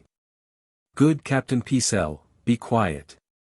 'Tis very late, faith, I beseech you now, aggravate your choler. Pistol. These be good humours, indeed. Shall pack horses. And hollow pampered jades of Asia. Which cannot go but 30 mile a day. Compare with Caesars, and with cannibals. And Trojan Greeks. Nay, rather damn them with King Cerberus, and let the welkin roar. Shall we fall foul for toys? Mistress quickly. By my troth, Captain, these are very bitter words. Bardolph. Begone, good ancient, this will grow to a brawl anon. Pistol. Die men like dogs. Give crowns like pins. Have we not her in here? Mistress quickly. Oh, my word, Captain, there's none such here. What? The good year. Do you think I would deny her? 4. God sake, be quiet. Pistol. Then feed, and be fat, my fair Callipolis. Come, give some sack. See fortune me torment, sperato me contento. Fear we broadsides? No, let the fiend give fire. Give me some sack, and, sweetheart, lie thou there. Laying down his sword. Come we to full points here, and our etceteras nothing? Falstaff. Pistol, I would be quiet. Pistol. Sweet night, I kiss thy neef, what? We have seen the 7 stars. Dull tear sheet. For God's sake, thrust him downstairs, I cannot endure such a fustian rascal. Pistol. Thrust him downstairs. Know we not Galloway nags? Falstaff. Quoit him down, Bardolph, like a shove-groat. Shilling, nay, do nothing but speak nothing. Shall be nothing here. Bardolph. Come, get you downstairs. Pistol. What? Shall we have incision? Shall we imbrue? Snatching up his sword. Then death rock me asleep, abridge my doleful days. Why, then, let grievous, ghastly, gaping wounds untwine the sisters 3. Come, Atropos, I say. Mistress quickly. Here's goodly stuff toward. Falstaff. Give me my rapier, boy. Dull tear sheet. I pray thee, Jack, I pray thee, do not draw. Falstaff. Get you downstairs. Drawing, and driving pistol out. Mistress quickly. Here's a goodly tumult. I'll forswear keeping house, afore I'll be in these turrets and frights. So, murder, I warrant now. Alas, alas. Put up. Your naked weapons, put up your naked weapons. Exeunt pistol and bardolph. Dull to your sheet. I pray thee, Jack, be quiet. The rascal's gone. Ah, you whoreson little valiant villain, you. Mistress quickly. He you not hurt I the groin. Methought made a shrewd thrust at your belly. Re-enter Bardolph. Falstaff. Have you turned him out o' doors? Bardolph. Yea, sir. The rascal's drunk, you have hurt him. Sir, I, the shoulder. Falstaff. A rascal. To brave me. Dull to your sheet. Ah, you sweet little rogue, you. Alas, poor ape. How thou sweatest. Come, let me wipe thy face. Come on, you whoreson chops, ah, rogue. I faith, I love thee, thou art as valorous as Hector of Troy. Worth 5 of Agamemnon, and 10 times better than the 9 worthies, ah, villain. Falstaff. A rascally slave. I will toss the rogue in a blanket. Dull to your sheet. Do, and thou darest for thy heart, and thou dost. I'll canvass thee between a pair of sheets. Enter music. Page. The music is come, sir. Falstaff. Let them play. Play, sirs. Sit on my knee, dull. A rascal bragging slave. The rogue fled from me. Like quicksilver. Dull to your sheet. I, faith, and thou followedst him like a church. Thou whoreson little tidy Bartholomew Boarpig. When wilt thou leave fighting o days and foining? O nights, and begin to patch up thine old body for heaven? Enter, behind, Prince Henry in pince, disguised. Falstaff. Peace, good dull. Do not speak like a death's head. Do not bid me remember mine end. Dull to your sheet. Sirrah, what humours the prince of? Falstaff. A good shallow young fellow, would have made a good pantler, would ha chipped bread well. Dull to your sheet. They say Poins has a good wit. Falstaff. He a good wit? Hang him, baboon. His wit's as thick as Tewkesbury mustard, there's no more conceit in him than is in a mallet. Dull to your sheet. Why does the prince love him so, then? Falstaff. Because their legs are both of a bigness, and plays at quoits well, and eats conger and fennel, and drinks off candles' ends for flapdragons, and rides the wild mare with the boys, and jumps upon joined stools, and swears with a good grace, and wears his boots very smooth, like unto the sign of the leg, and breeds no bait with telling of discreet stories, and such other gamble faculties has, that show a weak mind and an able body, for the which the prince admits him, for the prince himself is such another, the weight of a hair will turn the scales between their avoirdupois. Prince Henry. Would not this knave of a wheel have his ears cut off? Poins. Let's beat him before his whore. Prince Henry. Look, whether the withered elder hath not his pole clawed like a parrot. Poins. Is it not strange that desire should so many years outlive performance? Falstaff. Kiss me, doll. Prince Henry. Saturn and Venus this year in conjunction. What says the almanac to that? Poins. And look, whether the fiery Trigon, his man, be not lisping to his master's old tables, his notebook, his council keeper. Falstaff. Thou dost give me flattering busses. Dull to your sheet. By my troth, I kiss thee with a most constant heart. Falstaff. I am old, I am old. Dull to your sheet. I love thee better than I love e'er a scurvy young boy of them all. Falstaff. What stuff wilt have a kirtle of? I shall receive money, O Thursday, shalt have a cap tomorrow. A merry song, come, it grows late, will to bed. Thou'lt forget me when I am gone. Dull tear sheet. By my troth, thou'lt set me a weeping, and thou sayest so, prove that ever I dress myself handsome. Till thy return, well, hearken at the end. Falstaff.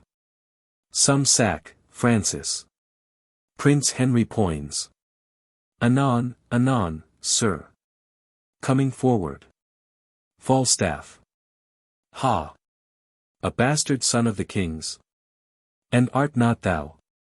Poins his brother. Prince Henry. Why, thou globe of sinful continence.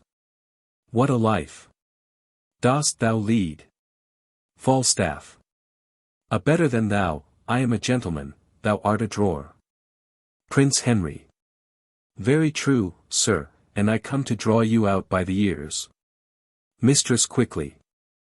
Oh, the Lord preserve thy good grace. By my troth. Welcome to London. Now, the Lord bless that sweet face of thine. Oh, Jesu, are you come from Wales? Falstaff. Thou whoreson mad compound of majesty, by this light flesh and corrupt blood, thou art welcome. Dull tear sheet. How, you fat fool? I scorn you. Poins. My lord, he will drive you out of your revenge and turn all to a merriment, if you take not the heat. Prince Henry.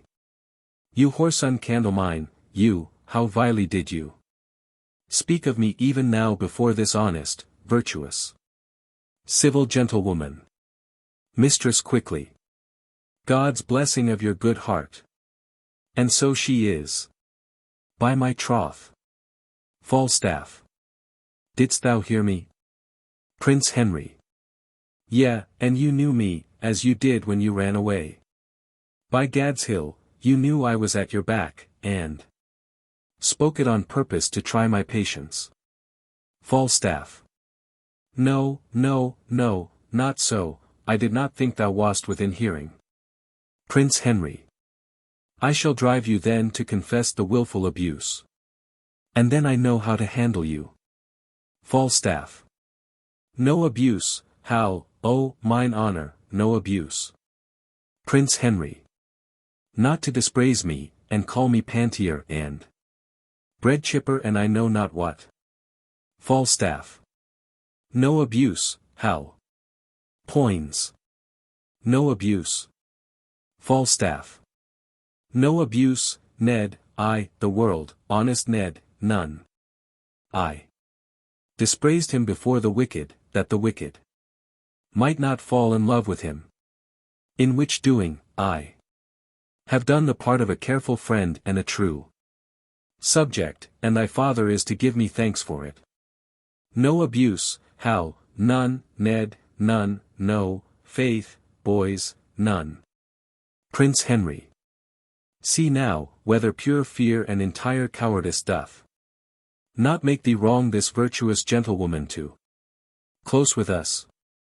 Is she of the wicked? Is thine hostess here of the wicked? Or is thy boy of the wicked?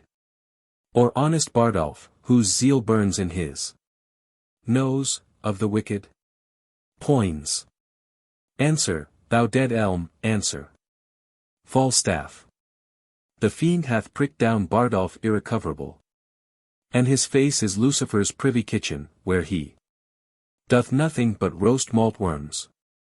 For the boy, there is a good angel about him, but the devil outbids him too. Prince Henry. For the women. Falstaff. For one of them, she is in hell already, and burns. Poor souls. For the other, I owe her money, and whether she be damned for that, I know not. Mistress quickly. No, I warrant you. Falstaff. No, I think thou art not. I think thou art quit for that. Marry, there is another indictment upon thee. For suffering flesh to be eaten in thy house. Contrary to the law, for the which I think thou wilt howl. Mistress quickly. All victuallers do so. What's a joint of mutton or 2 in a whole Lent? Prince Henry. You, gentlewoman. Doll tearsheet. What says your grace? Falstaff. His grace says that which his flesh rebels against. Knocking within. Mistress quickly. Who knocks so loud at door? Look to the door there, Francis. Enter Peto. Prince Henry. Peto, how now? What news? Peto. The king your father is at Westminster.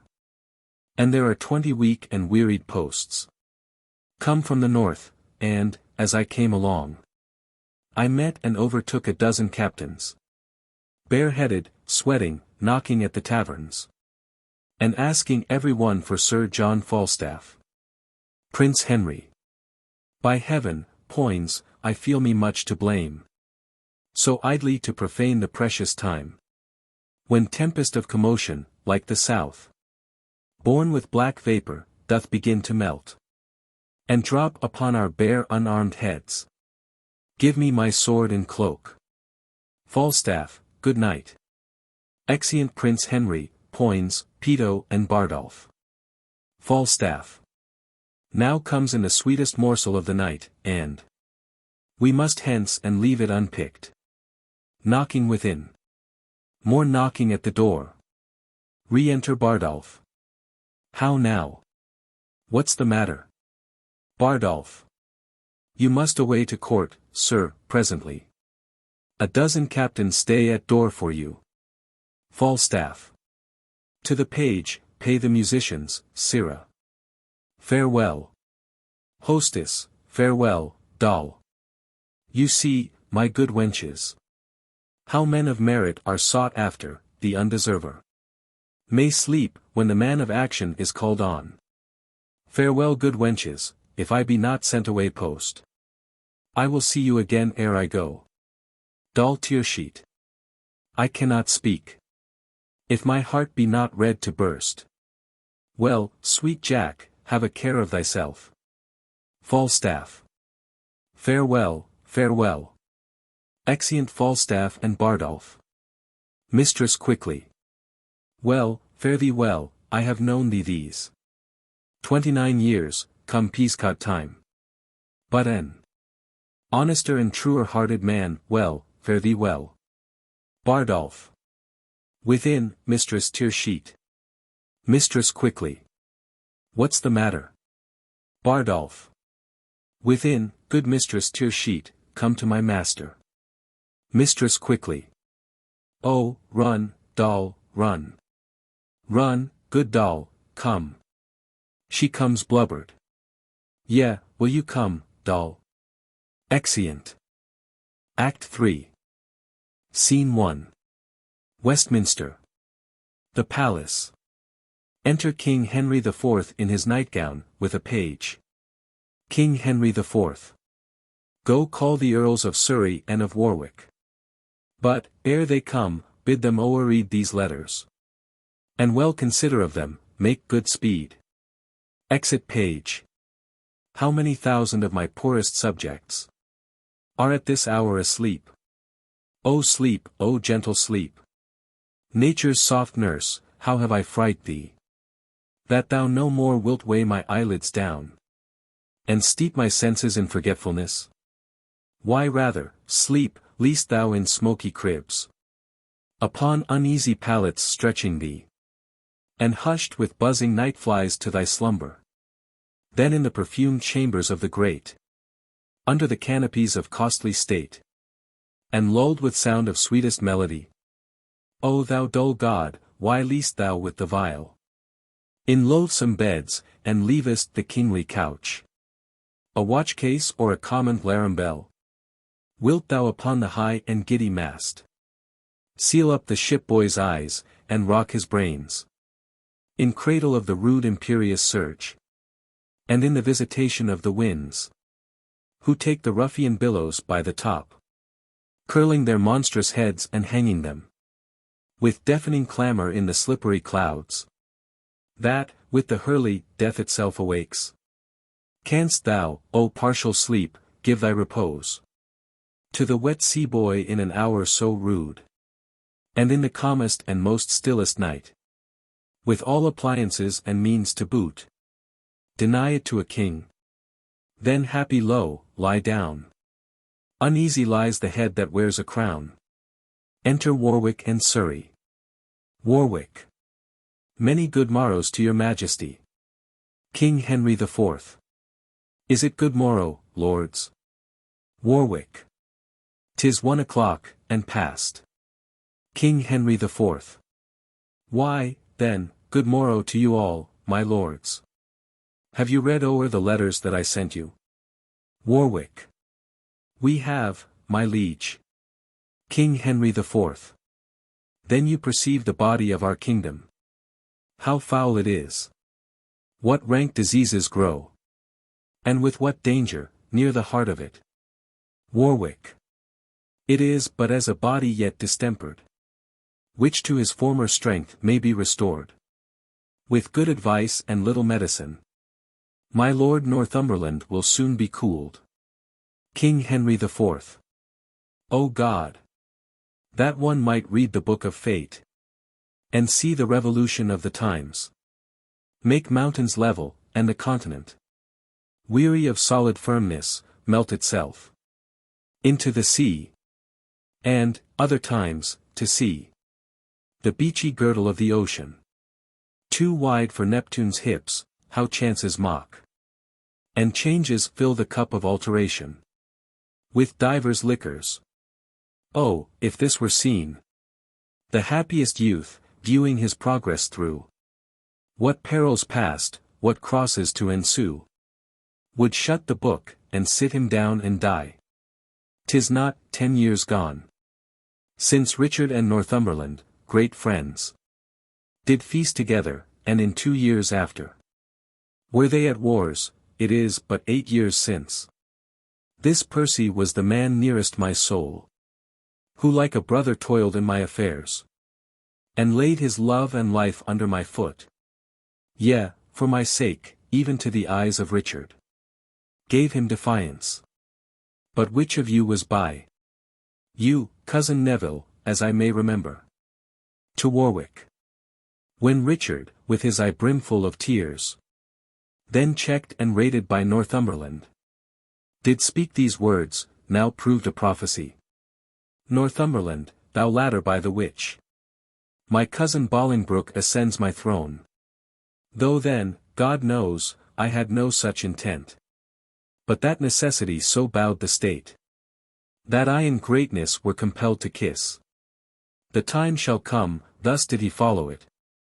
The time will come, that foul sin, gathering head, shall break into corruption. So went on, foretelling this same time's condition, and the division of our amity. Warwick. There is a history in all men's lives, figuring the nature of the times deceased, the which observed, a man may prophesy, with a near aim, of the main chance of things, as yet not come to life, which in their seeds and weak beginnings lie entreasured. Such things become the hatch and brood of time. And by the necessary form of this, King Richard might create a perfect guess. That great Northumberland, then false to him, would of that seed grow to a greater falseness, which should not find a ground to root upon, unless on you, King Henry the Fourth. Are these things then necessities? Then let us meet them like necessities. And that same word even now cries out on us. They say the Bishop and Northumberland are 50,000 strong. Warwick. It cannot be, my lord. Rumour doth double, like the voice and echo, the numbers of the feared. Please it your grace to go to bed. Upon my soul, my lord, the powers that you already have sent forth shall bring this prize in very easily. To comfort you the more, I have received a certain instance that Glendower is dead. Your Majesty hath been this fortnight ill. And these unseasoned hours perforce must add unto your sickness. King Henry the Fourth. I will take your counsel. And were these inward wars once out of hand, we would, dear lords, unto the Holy Land. Exeunt. Scene 2. Gloucestershire. Before Shallow's house. Enter Shallow and Silence, meeting, Mouldy, Shadow, Wart, Feeble, Bullcalf, a servant or two with them. Shallow. Come on, sir. Give me your hand. Sir, give me your hand, sir, an early stirrer, by the rood. And how doth my good cousin Silence? Silence. Good morrow, good cousin Shallow. Shallow. And how doth my cousin, your bedfellow? And your fairest daughter and mine, my goddaughter Ellen? Silence. Alas, a black ousel, cousin Shallow. Shallow. By yea and nay, sir, I dare say my cousin William is become a good scholar, he is at Oxford still, is he not? Silence. Indeed, sir, to my cost. Shallow. Must, then, to the Inns Court shortly. I was once of Clement's Inn, where I think they will talk of mad Shallow yet. Silence. You were called lusty Shallow, then, cousin. Shallow. By the mass, I was called anything, and I would have done anything indeed too, and roundly too. There was I, and little John Doit of Staffordshire, and Black George Barnes, and Francis Pickbone, and Will Squeal, a Cotswold man. You had not four such swingebucklers in all the Inns Court again, and I may say to you, we knew where the Bonorobus were, and had the best of them all at commandment. Then was Jack Falstaff, now Sir John, a boy, and page to Thomas Mowbray, Duke of Norfolk. Silence. This Sir John, cousin, that comes hither anon about soldiers. Shallow. The same Sir John, the very same. I see him break Scogan's head at the court gate, when a was a crack not thus high, and the very same day did I fight with one Samson Stockfish, a fruiterer, behind Gray's Inn. Jesu, Jesu, the mad days that I have spent, and to see how many of my old acquaintance are dead. Silence. We shall all follow, cousin. Shadow. Certain, 'tis certain, very sure, death, as the psalmist saith, is certain to all shall die. How a good yoke of bullocks at Stamford Fair. Silence. By my troth, I was not there. Shallow. Death is certain. Is old Double of your town living yet? Silence. Dead, sir. Shallow. Jesu, Jesu, dead. Drew a good bow, and dead.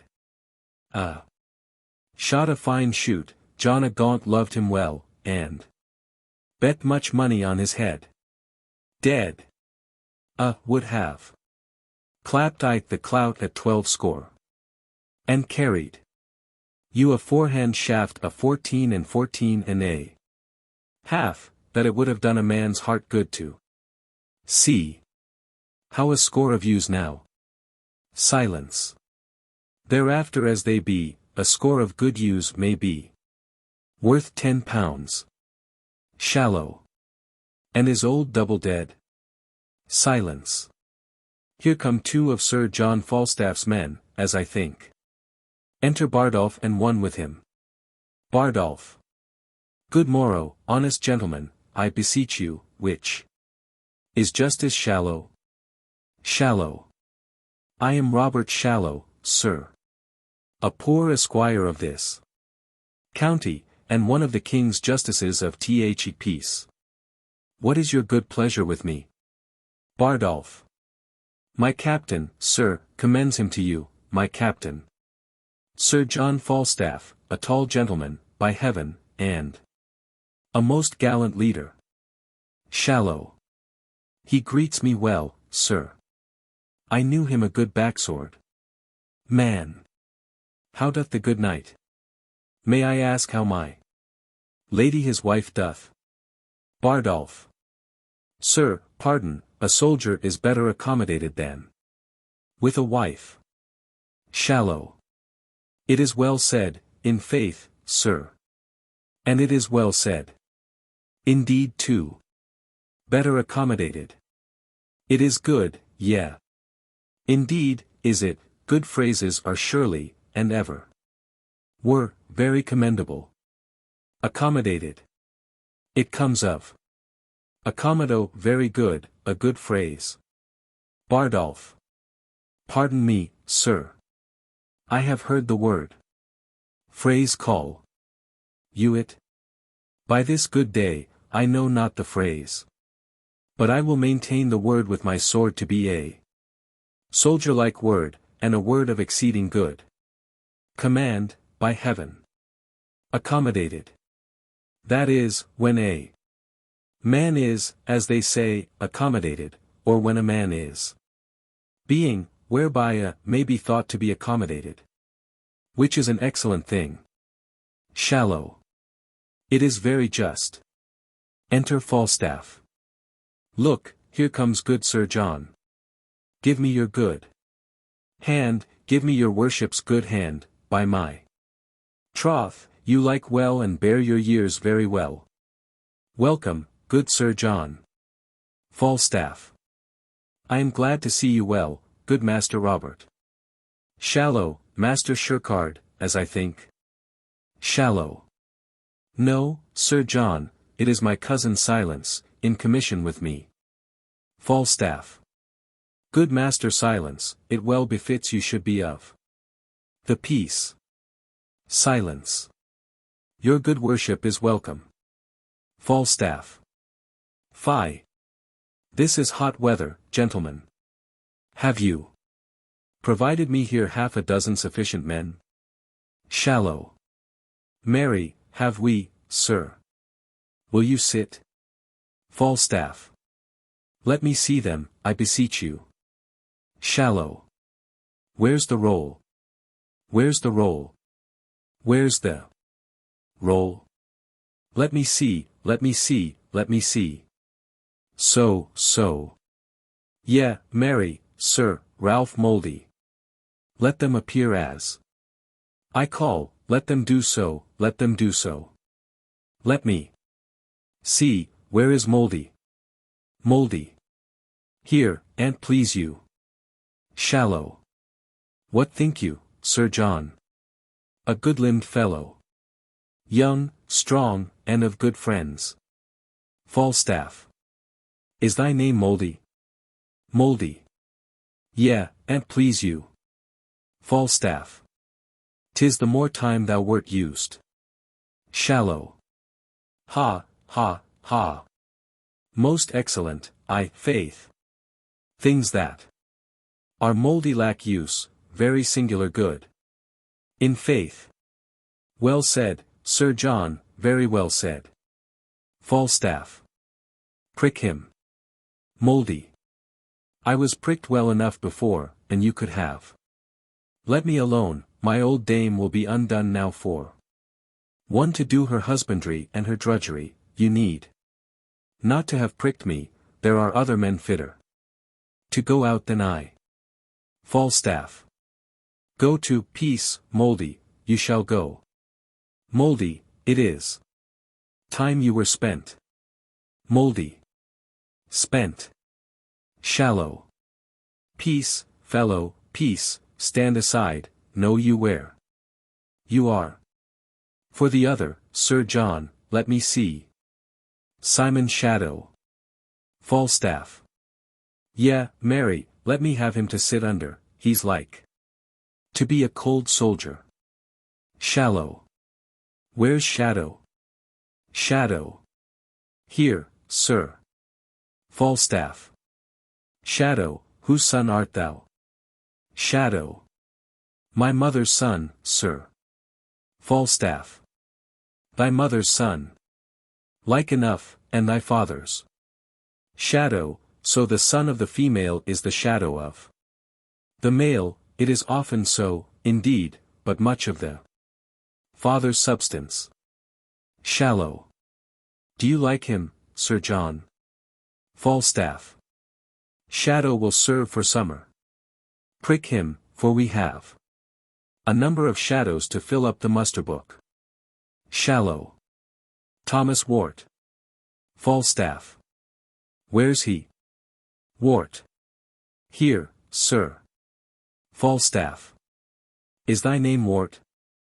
Wart. Yea, sir. Falstaff. Thou art a very ragged wart. Shallow. Shall I prick him down, Sir John? Falstaff. It were superfluous, for his apparel is built upon his back and the whole frame stands upon pins. Prick him no more. Shallow. Ha, ha, ha. You can do it, sir, you can do it, I commend you well. Francis Feeble. Feeble. Here, sir. Falstaff. What trade art thou, Feeble? Feeble. A woman's tailor, sir. Shallow. Shall I prick him, sir? Falstaff. You may, but if he had been a man's tailor, he ld. Ha, pricked you. Wilt thou make as many holes in an enemy's battle as thou hast done in a woman's petticoat? Feeble. I will do my good will, sir, you can have no more. Falstaff. Well said, good woman's tailor. Well said. Courageous Feeble. Thou wilt be as valiant as the wrathful dove or most magnanimous mouse. Prick the woman's tailor, well, Master Shallow, deep, Master Shallow. Feeble. I would Wart might have gone, sir. Falstaff. I would thou wert a man's tailor, that thou mightst mend him and make him fit to go. I cannot put him to a private soldier that is the leader of so many thousands, let that suffice, most forcible Feeble. Feeble. It shall suffice, sir. Falstaff. I am bound to thee, Reverend Feeble. Who is next? Shallow. Peter Bullcalf o' the Green. Falstaff. Yea, marry, let's see Bullcalf. Bullcalf. Here, sir. Falstaff. For God, a likely fellow. Come, prick me Bullcalf. Till he roar again. Bullcalf. O Lord. Good my Lord Captain. Falstaff. What, dost thou roar before thou art pricked? Bullcalf. O Lord, sir.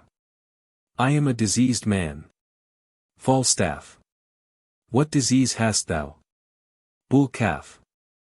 A whoreson cold, sir, a cough, sir, which I caught with ringing in the king's affairs upon his coronation day, sir. Falstaff. Come, thou shalt go to the wars in a gown, we wilt have away thy cold. And I will take such order that my friends shall ring for thee. Is here all? Shallow.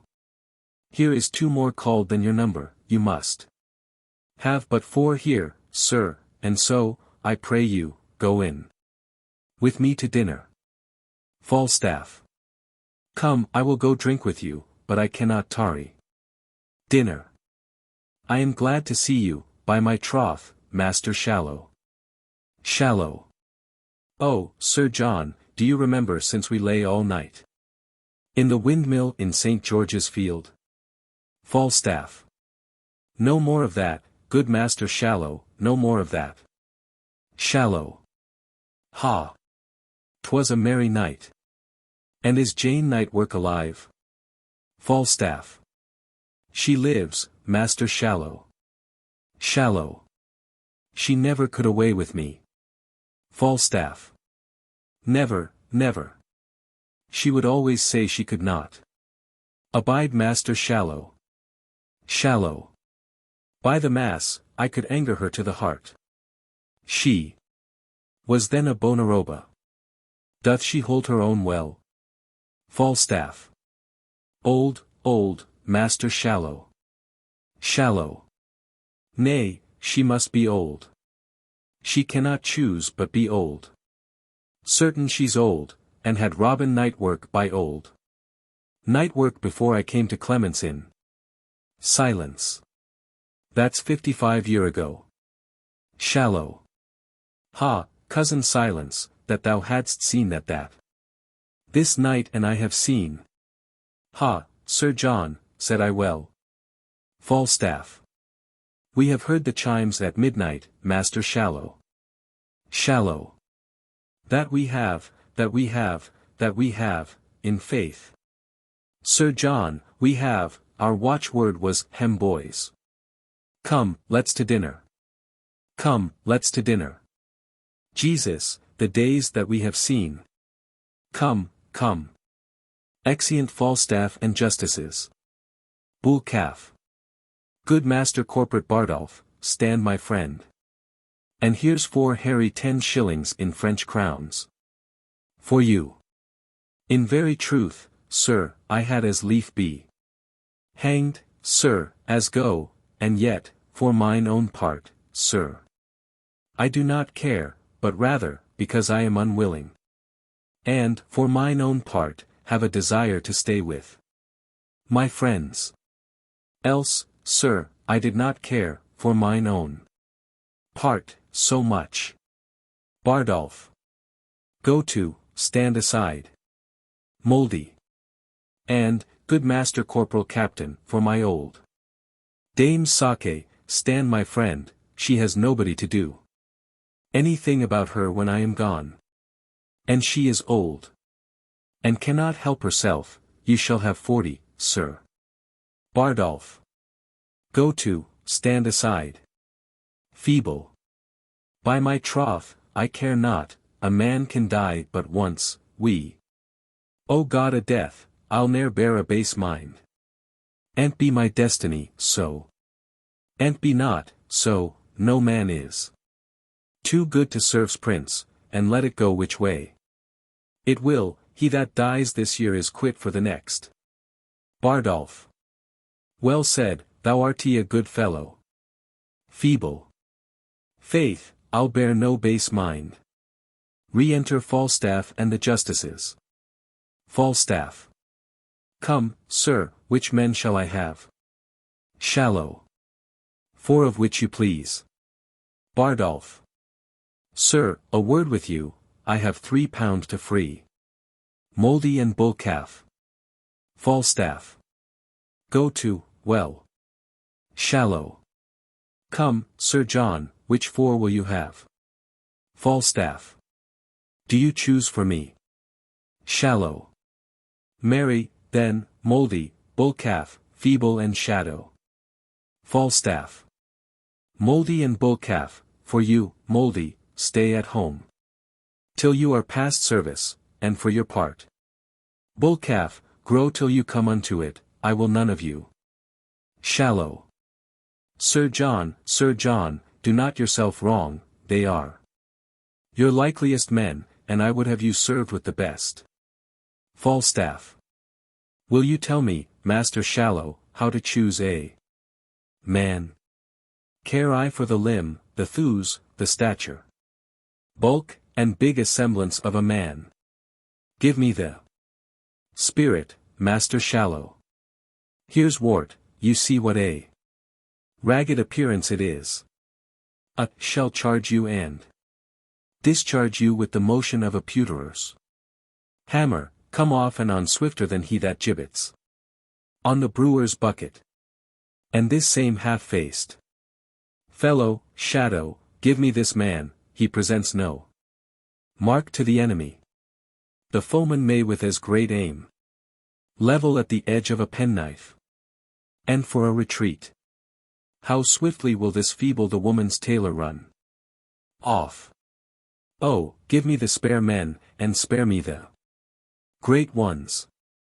Put me a caliver into Wart's hand, Bardolph. Bardolph. Hold, Wart, traverse, thus, thus, thus. Falstaff. Come, manage me your caliver. So, very well, go. To, very good, exceeding good. Oh, give me always a little, lean, old, chapped, bald shot. Well said, I. Faith, Wart. Thou art a good scab, hold, there's a tester for thee. Shallow. He is not his craft's master, he doth not do it right. I remember at Mile End Green, when I lay at Clement's Inn, I was then Sir Dagonet in Arthur's show, there was a little quiver fellow, and would manage you his piece thus. And would about. And come you in, rah. Ta, would say, bounce, would say, and away again would go, and again would come, I shall ne'er see such a fellow. Falstaff. These fellows will do well, Master Shallow. God keep you, Master Silence, I will not use many words with you. Fare you well, gentlemen both, I thank you, I must a dozen mile tonight. Bardolph, give the soldiers coats. Shallow. Sir John, the Lord bless you. God prosper your affairs. God send us peace. At your return visit our house, let our old acquaintance be renewed. Peradventure I will with ye to the court. Falstaff. For God, I would you would, Master Shallow. Shallow. Go to, I have spoke at a word. God keep you. Falstaff. Fare you well, gentle gentlemen. Exeunt justices. On, Bardolph, lead the men away. Exeunt Bardolph, recruits, and see. As I return, I will fetch off these justices, I do. See the bottom of Justice Shallow. Lord, Lord, how subject we old men are to this vice of lying. This same starved justice hath done nothing but prate to me of the wildness of his youth, and the feats he hath done about Turnbull Street, and every third word a lie, doer paid to the hearer than the Turks. Tribute. I do remember him at Clement's Inn like a man made after supper of a cheese paring, when was naked, he was, for all the world, like a forked radish, with a head fantastically carved upon it. With a knife, was so forlorn that his dimensions to any thick sight were invincible, was the very genius of famine. Yet lecherous as a monkey, and the whores called him Mandrake, came ever in the rearward of the fashion, and sung those tunes to the overscutched huswives that he heard the carman whistle, and swear they were his fancies or his good nights. And now is this vice's dagger become a squire, and talks as familiarly of John A. Gaunt as if he had been sworn brother to him, and I'll be sworn I ne'er saw him but once in the tilt yard. And then he burst his head for crowding among the marshal's men. I saw it, and told John A. Gaunt he beat his own name, for you might have thrust him and all his apparel into an eelskin. The case of a treble hautboy was a mansion for him, a court, and now has he land and beefs. Well, I'll be acquainted with him, if I return. And it shall go hard, but I will make him a philosopher's too. Stones to me, if the young dace be a bait for the old pike, I see no reason in the law of nature but I may snap at him. Let time shape, and there an end. Exit. Act 4. Scene 1. Yorkshire. Galtree Forest. Enter the Archbishop of York, Mowbray, Lord Hastings, and others. Archbishop of York. What is this forest called? Hastings. 'Tis Galtree Forest, an't shall please your grace. Archbishop of York. Here stand, my lords, and send discoverers forth. To know the numbers of our enemies. Hastings. We have sent forth already. Archbishop of York. 'Tis well done. My friends and brethren in these great affairs. I must acquaint you that I have received new dated letters from Northumberland. Their cold intent, tenor and substance, thus. Here doth he wish his person, with such powers as might hold sortance with his quality, the which he could not levy. Whereupon he is retired, to ripe his growing fortunes to Scotland, and concludes in hearty prayers that your attempts may overlive the hazard and fearful melting of their opposite. Mowbray. Thus do the hopes we have in him touch ground and dash themselves to pieces. Enter a messenger. Hastings. Now, what news? Messenger. West of this forest, scarcely off a mile, in goodly form comes on the enemy. And, by the ground they hide, I judge their number upon or near the rate of 30,000. Mowbray. The just proportion that we gave them out. Let us sway on and face them in the field. Archbishop of York. What well-appointed leader fronts us here? Enter Westmoreland. Mowbray. I think it is my Lord of Westmoreland. Westmoreland. Health and fair greeting from our General, the Prince, Lord John and Duke of Lancaster. Archbishop of York. Say on, my Lord of Westmoreland, in peace. What doth concern your coming? Westmoreland. Then, my Lord, unto your grace do I in chief address the substance of my speech.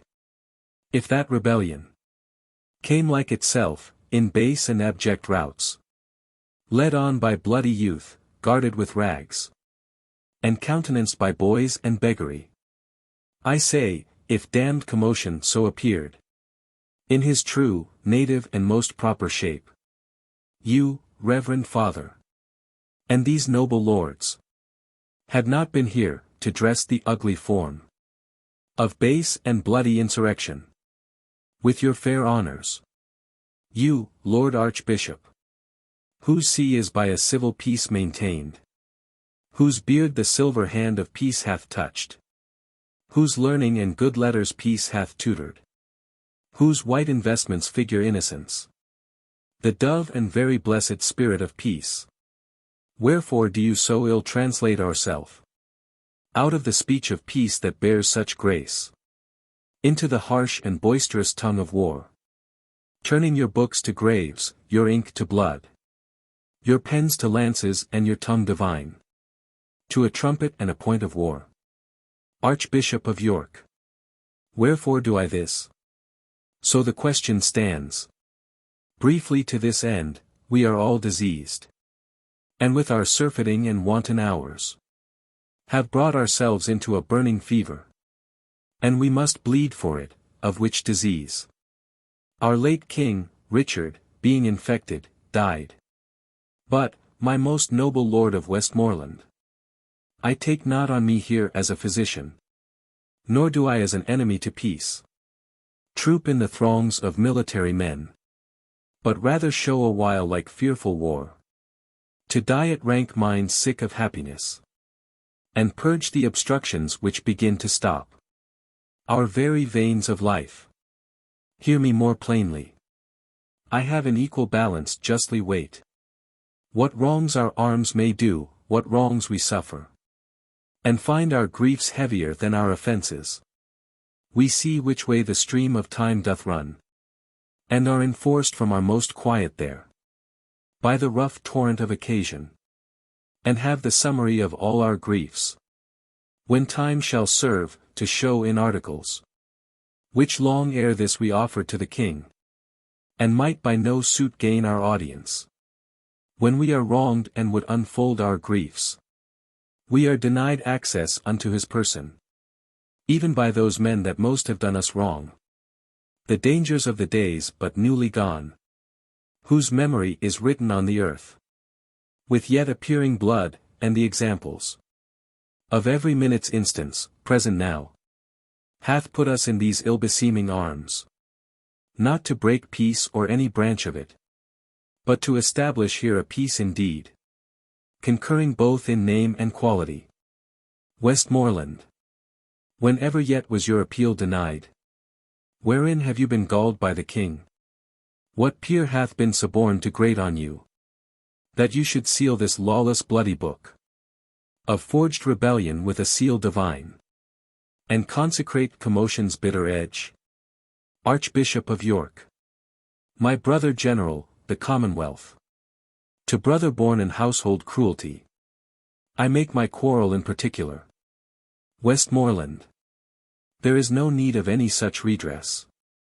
Or if there were, it not belongs to you. Mowbray. Why not to him in part, and to us all, that feel the bruises of the days before, and suffer the condition of these times, to lay a heavy and unequal hand upon our honours? Westmoreland. Oh, my good Lord Mowbray, construe the times to their necessities, and you shall say indeed, it is the time, and not the king, that doth you injuries. Yet for your part, it not appears to me, either from the king or in the present time, that you should have an inch of any ground to build a grief on, were you not restored to all the Duke of Norfolk signories, your noble and right well remembered fathers. Mowbray. What thing, in honour, had my father lost, that need to be revived and breathed in me? The king that loved him, as the state stood then, was force perforce compelled to banish him. And then that Harry Bolingbroke and he, being mounted and both roused in their seats, their neighing coursers daring of the spur, their armed staves in charge, their beavers down, their eyes of fire sparking through sights of steel, and the loud trumpet blowing them together. Then, when there was nothing could have stayed my father from the breast of Bolingbroke. Oh, when the king did throw his warder down, his own life hung upon the staff he threw. Then threw he down himself and all their lives, that by indictment and by dint of sword, have since miscarried under Bolingbroke. Westmoreland. You speak, Lord Mowbray, now you know not what. The Earl of Hereford was reputed then in England the most valiant gentleman. Who knows on whom fortune would then have smiled? But if your father had been victor there, he ne'er had borne it out of Coventry.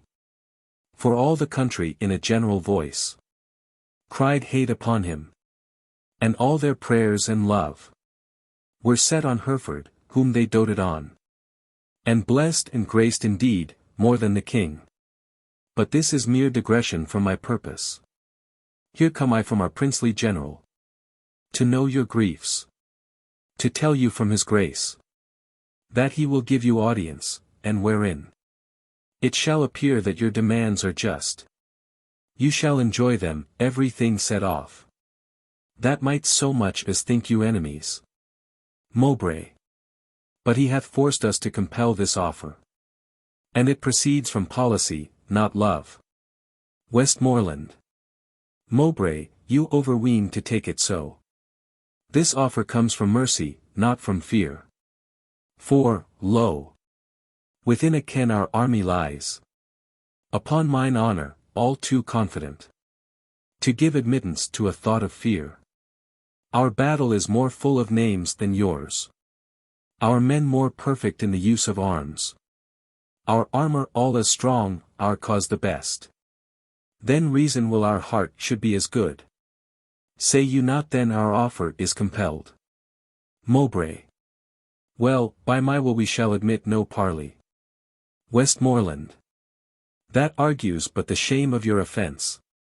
A rotten case abides no handling. Hastings. Hath the Prince John a full commission, in very ample virtue of his father, to hear and absolutely to determine of what conditions we shall stand upon. Westmoreland. That is intended in the general's name. I muse you make so slight a question. Archbishop of York. Then take, my lord of Westmoreland, this schedule. For this contains our general grievances, each several article herein redressed. All members of our cause, both here and hence, that are insinuate to this action, acquitted by a true substantial form, and present execution of our wills, to us and to our purposes confined, we come within our awful banks again, and knit our powers to the arm of peace. Westmoreland. This will I show the general. Please you, lords. In sight of both our battles we may meet, and either end in peace, which God so frame, or to the place of difference call the swords, which must decide it. Archbishop of York. My lord, we will do so. Exit Westmoreland. Mowbray. There is a thing within my bosom tells me that no conditions of our peace can stand. Hastings. Fear you not that, if we can make our peace upon such large terms and so absolute, as our conditions shall consist upon, our peace shall stand as firm as rocky mountains. Mowbray. Yea, but our valuation shall be such that every slight and false derived cause, yea, every idle, nice and wanton reason, shall to the king taste of this action, that, were our royal faith's martyrs in love, we shall be winnowed with so rough a wind, that even our corn shall seem as light as chaff, and good from bad find no partition. Archbishop of York. No, no, my lord. Note this. The king is weary of dainty and such picking grievances, for he hath found to end one doubt by death, revives two greater in the heirs of life, and therefore will he wipe his tables clean, and keep no telltale to his memory, that may repeat and history his loss to new remembrance. For full well he knows he cannot so precisely weed this land as his misdoubt's present occasion. His foes are so enrooted with his friends, that, plucking to unfix an enemy, he doth unfasten so and shake a friend, so that this land, like an offensive wife, that hath enraged him on to offer strokes, as he is striking, holds his infant up, and hangs resolved correction in the arm that was upreared to execution. Hastings. Besides, the king hath wasted all his rods on late offenders, that he now doth lack the very instruments of chastisement, so that his power, like to a fawnless lion, may offer, but not hold. Archbishop of York. 'Tis very true. And therefore be assured, my good Lord Marshal, if we do now make our atonement well, our peace will, like a broken limb united, grow stronger for the breaking. Mowbray. Be it so. Here is returned my lord of Westmoreland. Re-enter Westmoreland. Westmoreland. The prince is here at hand, pleaseth your lordship to meet his grace just distance tween our armies. Mowbray. Your grace of York, in God's name then, set forward. Archbishop of York. Before, and greet his grace, my lord, we come. Exeunt. Scene 2. Another part of the forest. Enter, from one side, Mowbray, attended, afterwards the Archbishop of York, Hastings, and others, from the other side, Prince John of Lancaster, and Westmoreland. Officers, and others with them. Lancaster. You are well encountered here, my cousin Mowbray. Good day to you, gentle Lord Archbishop. And so to you, Lord Hastings, and to all. My Lord of York, it better showed with you When that your flock, assembled by the bell, encircled you to hear with reverence your exposition on the holy text.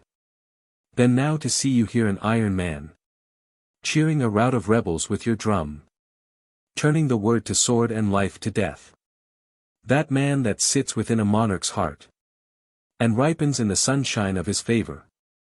Would he abuse the countenance of the king? Alack, what mischiefs might he set abroach, in shadow of such greatness! With you, Lord Bishop, it is even so. Who hath not heard it spoken? How deep you are within the books of God! To us the speaker in his parliament. To us the imagined voice of God himself. The very opener and intelligencer. Between the grace, the sanctities of heaven, and our dull workings. Oh, who shall believe? But you misuse the reverence of your place. Employ the countenance and grace of heaven, as a false favourite doth his prince's name. In deeds dishonourable, you have ta'en up, under the counterfeited zeal of God, the subjects of his substitute, my Father. And both against the peace of heaven and him, have here upswarmed them. Archbishop of York, good my Lord of Lancaster, I am not here against your father's peace. But, as I told my Lord of Westmoreland, the time misordered doth, in common sense, crowd us and crush us to this monstrous form. To hold our safety up, I sent your grace the parcels and particulars of our grief, the which hath been with scorn shoved from the court, whereon this hydra son of war is born, whose dangerous eyes may well be charmed asleep, with grant of our most just and right desires, and true obedience, of this madness cured. Stoop tamely to the foot of majesty, Mowbray. If not, we ready are to try our fortunes. To the last man, Hastings. And though we here fall down, we have supplies to second our attempt. If they miscarry, theirs shall second them. And so success of mischief shall be born. And heir from heir shall hold this quarrel up, whiles England shall have generation. Lancaster, you are too shallow, Hastings, much too shallow, to sound the bottom of the aftertimes. Westmoreland, pleaseth your grace to answer them directly. How far forth you do like their articles. Lancaster, I like them all, and do allow them well. And swear here, by the honour of my blood, my father's purposes have been mistook. And some about him have too lavishly rested his meaning and authority. My lord, these griefs shall be with speed redressed. Upon my soul, they shall. If this may please you, discharge your powers unto their several counties, as we will ours, and here between the armies. Let's drink together friendly and embrace, that all their eyes may bear those tokens home of our restored love and amity. Archbishop of York, I take your princely word for these redresses. Lancaster, I give it you, and will maintain my word. And thereupon I drink unto your grace. Hastings, go, captain, and deliver to the army this news of peace. Let them have pay and part. I know it will well please them. Hie thee, captain. Exit officer. Archbishop of York, to you, my noble lord of Westmoreland. Westmoreland, I pledge your grace, and, if you knew what pains I have bestowed to breed this present peace, you would drink freely, but my love to ye shall show itself more openly hereafter. Archbishop of York, I do not doubt you. Westmoreland, I am glad of it. Health to my lord and gentle cousin, Mowbray. Mowbray, you wish me health in very happy season. For I am, on the sudden, something ill. Archbishop of York, against ill chances men are ever merry, but heaviness foreruns the good event. Westmoreland, therefore be merry, 'cause, since sudden sorrow Serves to say thus, some good thing comes. Tomorrow. Archbishop of York. Believe me, I am passing light in spirit. Mowbray. So much the worse, if your own rule be true. Shouts within. Lancaster. The word of peace is rendered, hark, how they shout. Mowbray. This had been cheerful after victory. Archbishop of York. A peace is of the nature of a conquest. For then both parties nobly are subdued. And neither party loser. Lancaster. Go, my lord. And let our army be discharged too. Exit Westmoreland. And, good my lord, so please you, let our trains march, by us, that we may peruse the men. We should have coped withal. Archbishop of York. Go, good Lord Hastings. And, ere they be dismissed, let them march by. Exit Hastings. Lancaster. I trust, lords, we shall lie tonight together. Re-enter Westmoreland. Now, cousin, wherefore stands our army still? Westmoreland. The leaders, having charge from you to stand, will not go off until they hear you speak. Lancaster. They know their duties. Re-enter Hastings. Hastings. My lord, our army is dispersed already. Like youthful steers unyoked, they take their courses. East, west, north, south. Or, like a school broke up. Each hurries toward his home and sporting place. Westmoreland. Good tidings, my lord Hastings. For the which I do arrest thee, traitor, of high treason. And you, Lord Archbishop, and you, Lord Mowbray. Of capital treason I attach you both. Mowbray. Is this proceeding just and honorable? Westmoreland. Is your assembly so? Archbishop of York. Will you thus break your faith? Lancaster. I pawned thee none. I promised you redress of these same grievances, whereof you did complain, which, by mine honor, I will perform with a most Christian care. But for you, rebels, look to taste the dew. Meet for rebellion and such acts as yours. Most shallowly did you these arms commence. Fondly brought here and foolishly sent hence. Strike up our drums, pursue the scattered stray.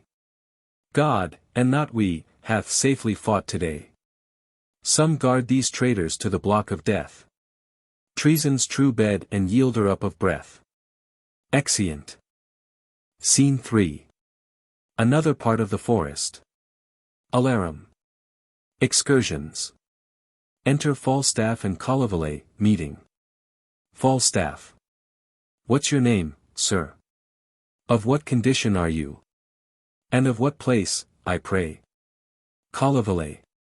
I am a knight, sir, and my name is Colvile of the Dale. Falstaff. Well, then, Colvile is your name, a knight is your degree, and your place the Dale, Colvile shall be. Still your name, a traitor your degree, and the dungeon your place, a place deep enough, so shall you be still Colvile of the Dale. Collivalet. Are not you Sir John Falstaff? Falstaff. As good a man as he, sir, who or I am. Do ye yield, sir? Or shall I sweat for you? If I do sweat, they are the drops of thy lovers, and they weep for thy death, therefore rouse up fear and trembling, and do observance to my mercy.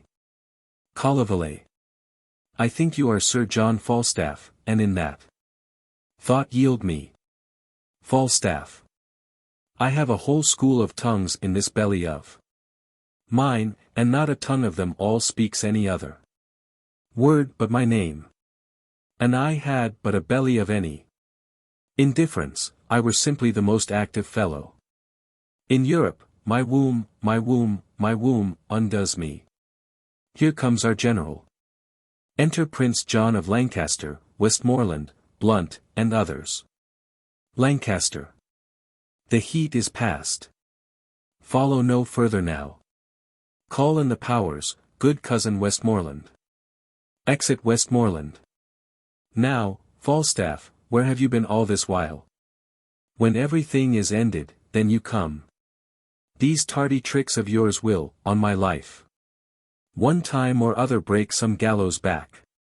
Falstaff. I would be sorry, my lord, but it should be thus. I never knew yet but rebuke and check was the reward of valor. Do you think me a swallow, an arrow, or a bullet? Have I, in my poor and old motion, the expedition of thought? I have speeded hither with the very extremest inch of possibility. I have foundered 90 and odd posts, and here, travel tainted as I am, have in my pure and immaculate valor, taken Sir John Colville of the Dale, a most furious knight and valorous enemy. But what of that? He saw me, and yielded. That I may justly say, with the hook-nosed fellow of Rome. I came, saw, and overcame. Lancaster. It was more of his courtesy than your deserving. Falstaff. I know not, here he is, and here I yield him, and I beseech your grace, let it be booked with the rest of this day's deeds. Or, by the Lord, I will have it in a particular ballad else, with mine own picture on the top on't, Colville kissing my foot. To the which course if I be enforced, if you do not, all show like gilt tuppences to me. And I in the clear sky of fame o'ershine you as much as the full moon doth the cinders of the element, which show like pins heads to her, believe not the word of the noble, therefore let me have right, and let desert mount. Lancaster. Thine's too heavy to mount. Falstaff. Let it shine, then. Lancaster. Thine's too thick to shine. Falstaff. Let it do something, my good lord, that may do me good, and call it what you will. Lancaster. Is thy name Colville? Colville. It is, my lord. Lancaster. A famous rebel art thou, Colville. Falstaff. And a famous true subject took him. Colville. I am, my lord, but as my betters are.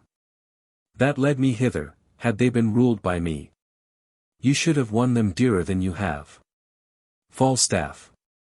I know not how they sold themselves, but thou, like a kind fellow, gavest thyself away gratis. And I thank thee for thee. Re-enter Westmoreland. Lancaster. Now, have you left pursuit? Westmoreland. Retreat is made and execution stayed. Lancaster. Send Colville with his confederates to York, to present execution. Blunt, lead him hence. And see you guard him sure.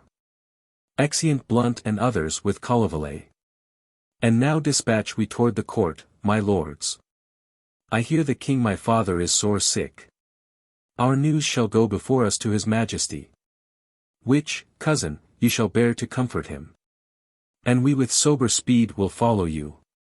Falstaff.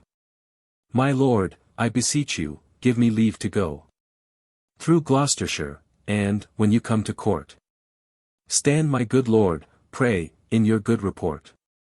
Lancaster.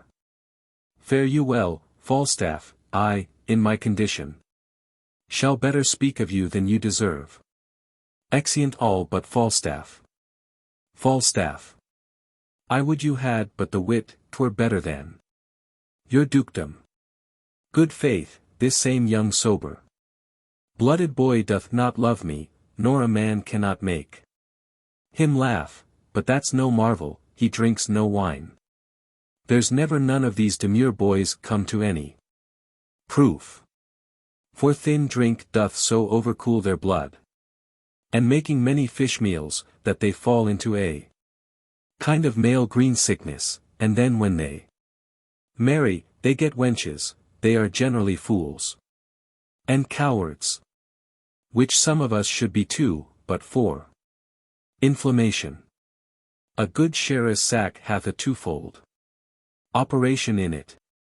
It ascends me into the brain. Dries me there all the foolish and dull and curdy vapours which environ it. Makes it apprehensive. Quick, forgative, full of nimble fiery and delectable shapes, which, delivered o'er to the voice, the tongue, which is the birth, becomes excellent wit. The second property of your excellent Sherris is, the warming of the blood. Which, before cold and settled, left the liver white and pale, which is the badge of pusillanimity and cowardice. But the Sherris warms it and makes it course from the inwards to the parts extreme. It illumineth the face, which as a beacon gives warning to all the rest of this little kingdom. Man, to arm. And then the vital commoners and inland petty spirits muster me all to their captain. The heart, who, great and puffed up with this retinue, doth any deed of courage, and this valour comes of Sherris. So that skill in the weapon is nothing without sack, for that sets it a work, and learning a mere hoard of gold kept by a devil, till sack commences it and sets it in act and use. Hereof comes it that Prince Harry is valiant. 4. The cold blood he did naturally inherit of his father, he hath, like lean, sterile and bare land, manured, husband and tilled with excellent endeavour of drinking good and good store of fertile Sherris, that he is become very hot and valiant. If I had 1,000 sons, the first humane principle I would teach them should be, to forswear thin potations and to addict themselves to sack. Enter Bardolph. How now Bardolph? Bardolph. The army is discharged all and gone. Falstaff. Let them go. I'll through Gloucestershire, and there will I visit Master Robert Shallow, Esquire. I have him already tempering between my finger and my thumb, and shortly will I seal with him. Come away. Exeunt. Scene 4. Westminster. The Jerusalem Chamber. Enter King Henry IV, the Princes Thomas of Clarence and Humphrey of Gloucester, Warwick, and others. King Henry IV. Now, lords, if God doth give successful end to this debate that bleedeth at our doors, we will our youth lead on to higher fields, and draw no swords but what are sanctified. Our navy is addressed, our power collected, our substitutes in absence well invested, and everything lies level to our wish. Only, we want a little personal strength. And pause us, till these rebels, now afoot, come underneath the yoke of government. Warwick. Both which we doubt not but your majesty shall soon enjoy. King Henry IV. Humphrey, my son of Gloucester. Where is the prince your brother? Gloucester. I think he's gone to hunt, my lord, at Windsor. King Henry IV. And how accompanied? Gloucester. I do not know, my lord. King Henry IV. Is not his brother, Thomas of Clarence, with him? Gloucester. No, my good lord. He is in presence here. Clarence. What would my lord and father? King Henry IV. Nothing but well to thee, Thomas of Clarence. How chance thou art not with the prince thy brother? He loves thee, and thou dost neglect him, Thomas. Thou hast a better place in his affection than all thy brothers, cherish it, my boy. And noble offices thou mayst effect of mediation, after I am dead, between his greatness and thy other brethren. Therefore omit him not. Blunt not his love, nor lose the good advantage of his grace. by seeming cold or careless of his will. For he is gracious, if he be observed. He hath a tear for pity and a hand open as day for melting charity. Yet notwithstanding, being incensed, he's flint. As humorous as winter and as sudden as flaws congealed in the spring of day. His temper, therefore, must be well observed. Chide him for faults, and do it reverently. When thou perceive his blood inclined to mirth. But, being moody, give him line and scope. Till that his passions, like a whale on ground, confound themselves with working. Learn this, Thomas. And thou shalt prove a shelter to thy friends. A hoop of gold to bind thy brothers in. That the united vessel of their blood, mingled with venom of suggestion, as, force perforce, the age will pour it in, shall never leak. Though it do work as strong as aconitum or rash gunpowder. Clarence. I shall observe him with all care and love. King Henry IV. Why art thou not at Windsor with him, Thomas? Clarence. He is not there today, he dines in London. King Henry IV. And how accompanied? Canst thou tell that? Clarence. With Poins, and other his continual followers. King Henry IV. Most subject is the fattest soil to weeds. And he, the noble image of my youth, is overspread with them, therefore my grief stretches itself beyond the hour of death. The blood weeps from my heart when I do shape in forms imaginary the unguided days and rotten times that you shall look upon, when I am sleeping with my ancestors. For when his headstrong riot hath no curb, when rage and hot blood are his counsellors, when means and lavish manners meet together, oh, with what wings shall his affections fly towards fronting peril and opposed decay. Warwick. My gracious lord, you look beyond him quite. The prince but studies his companions, like a strange tongue, wherein, to gain the language, 'tis needful that the most immodest word be looked upon and learned. Which once attained, your highness knows, comes to no further use, but to be known and hated. So, like gross terms, the prince will in the perfectness of time cast off his followers, and their memory shall as a pattern or a measure live, by which his grace must meet the lives of others, turning past evils to advantages. King Henry IV. 'Tis seldom when the bee doth leave her comb in the dead carrion. Enter Westmoreland. Who's here? Westmoreland. Westmoreland. Health to my sovereign, and new happiness added to that I am to deliver. Prince John your son doth kiss your grace's hand.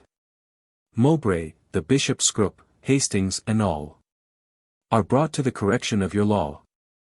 There is not now a rebel's sword unsheathed, but peace puts forth her olive everywhere. The manner how this action hath been borne, here at more leisure may your highness read, with every course in his particular. King Henry IV. O Westmoreland, thou art a summer bird, which ever in the haunch of winter sings the lifting up of day. Enter Harcourt. Look, here's more news. Harcourt. From enemies heaven keep your majesty. And, when they stand against you, may they fall, as those that I am come to tell you of. The Earl Northumberland and the Lord Bardolph, with a great power of English and of Scots, are by the Sheriff of Yorkshire overthrown. The manner and true order of the fight. This packet, please it you, contains at large. King Henry IV. And wherefore should these good news make me sick? Will fortune never come with both hands full, but write her fair words still in foulest letters? She either gives a stomach and no food, such are the poor, in health, or else a feast, and takes away the stomach, such are the rich. that have abundance and enjoy it not. I should rejoice now at this happy news. And now my sight fails, and my brain is giddy. O me! Come near me, now I am much ill. Gloucester. Comfort, your majesty. Clarence. O my royal father. Westmoreland. My sovereign lord, cheer up yourself, look up. Warwick. Be patient, princes, you do know, these fits are with his highness very ordinary. Stand from him. Give him air. He'll straight be well. Clarence. No, no, he cannot long hold out these pangs. The incessant care and labour of his mind hath wrought the mure that should confine it in. So thin that life looks through and will break out. Gloucester. The people fear me, for they do observe unfathered airs and loathly births of nature. The seasons change their manners, as the year had found some months asleep and leaped them over. Clarence. The river hath thrice flowed, no ebb between. And the old folk, time's doting chronicles, say it did so a little time before. That our great-grandsire, Edward, sicked and died. Warwick. Speak lower, princes, for the king recovers. Gloucester. This apoplexy will certain be his end. King Henry IV. I pray you, take me up, and bear me hence. Into some other chamber, softly, pray. Scene 5. Another chamber. King Henry IV lying on a bed, Clarence, Gloucester, Warwick, and others in attendance. King Henry IV. Let there be no noise made, my gentle friends. Unless some dull and favourable hand will whisper music to my weary spirit. Warwick. Call for the music in the other room. King Henry IV. Set me the crown upon my pillow here. Clarence. His eye is hollow, and he changes much. Warwick. Less noise, less noise. Enter Prince Henry. Prince Henry. Who saw the Duke of Clarence? Clarence. I am here, brother, full of heaviness. Prince Henry. How now? Rain within doors, and none abroad. How doth the king? Gloucester. Exceeding ill. Prince Henry. Heard he the good news yet? Tell it him. Gloucester. He altered much upon the hearing it. Prince Henry. If he be sick with joy, he'll recover without physic. Warwick. Not so much noise, my lords, sweet prince. Speak low. The king your father is disposed to sleep. Clarence. Let us withdraw into the other room. Warwick. Wilt please your grace to go along with us? Prince Henry. No. I will sit and watch here by the king. Exeunt all but Prince Henry. Why doth the crown lie there upon his pillow? Being so troublesome a bedfellow? O polished perturbation! Golden care! That keeps the ports of slumber open wide to many a watchful night. Sleep with it now. Yet not so sound and half so deeply sweet as he whose brow with homely big gen bound snores out the watch of night. O Majesty! When thou dost pinch thy bearer, thou dost sit like a rich armour worn in heat of day, that scalds with safety. By his gates of breath there lies a downy feather which stirs not. Did he suspire, that light and weightless down perforce must move. My gracious lord! My father! This sleep is sound indeed, this is a sleep that from this golden wriggle hath divorced so many English kings. Thy due from me is tears and heavy sorrows of the blood, which nature, love, and filial tenderness shall, O dear father, pay thee plenteously. My due from thee is this imperial crown, which, as immediate as thy place and blood, derives itself to me. Lo, here it sits. Which God shall guard, and put the world's whole strength into one giant arm, it shall not force. This lineal honor from me, this from thee, will I to mine leave, as 'tis left to me. Exit. King Henry IV. Warwick. Gloucester. Clarence. Re-enter Warwick, Gloucester, Clarence, and the rest. Clarence. Doth the king call? Warwick. What would your majesty? How fares your grace? King Henry IV. Why did you leave me here alone, my lords? Clarence. We left the prince my brother here, my liege, who undertook to sit and watch by you. King Henry IV. The Prince of Wales. Where is he? Let me see him. He is not here. Warwick. This door is open, he is gone this way. Gloucester. He came not through the chamber where we stayed. King Henry IV. Where is the crown? Who took it from my pillow? Warwick.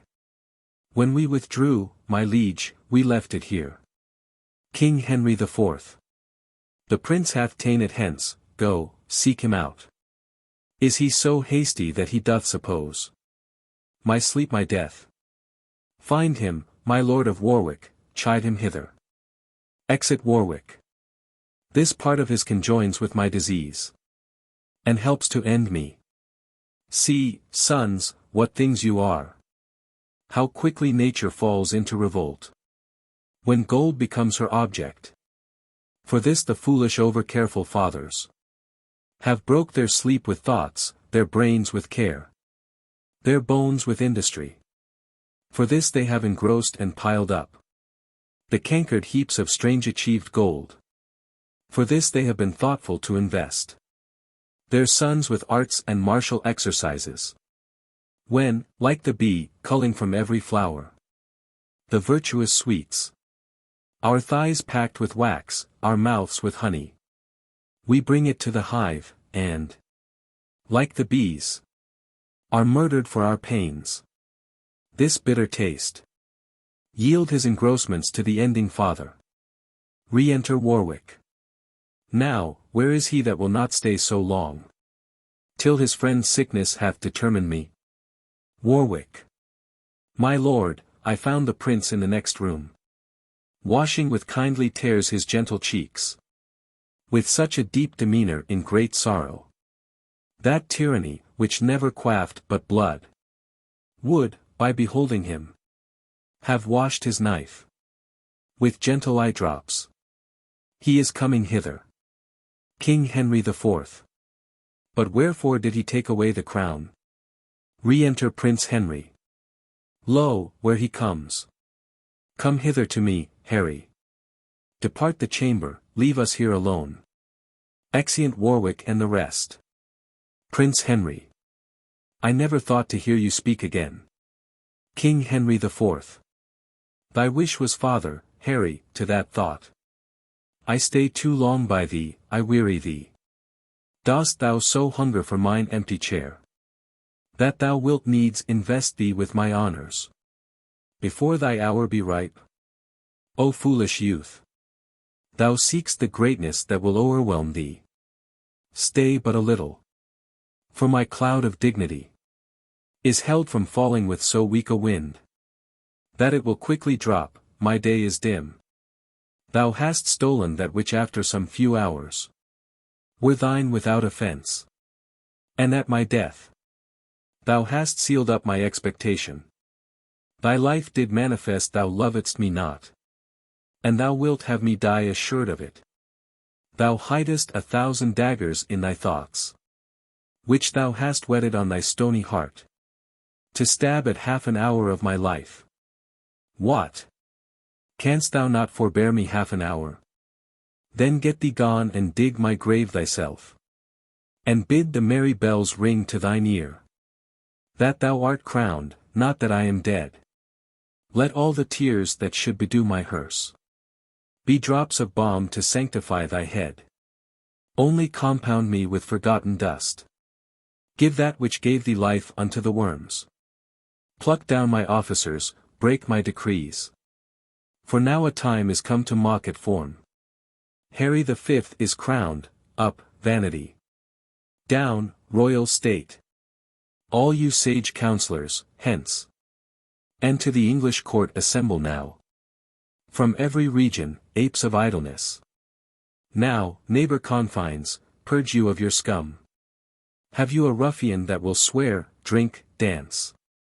Revel the night, rob, murder, and commit the oldest sins, the newest kind of ways. Be happy, he will trouble you no more. England shall double gild his treble guilt. England shall give him office, honour, might. For the fifth Harry from curbed license plucks the muzzle of restraint, and the wild dog shall flesh his tooth on every innocent.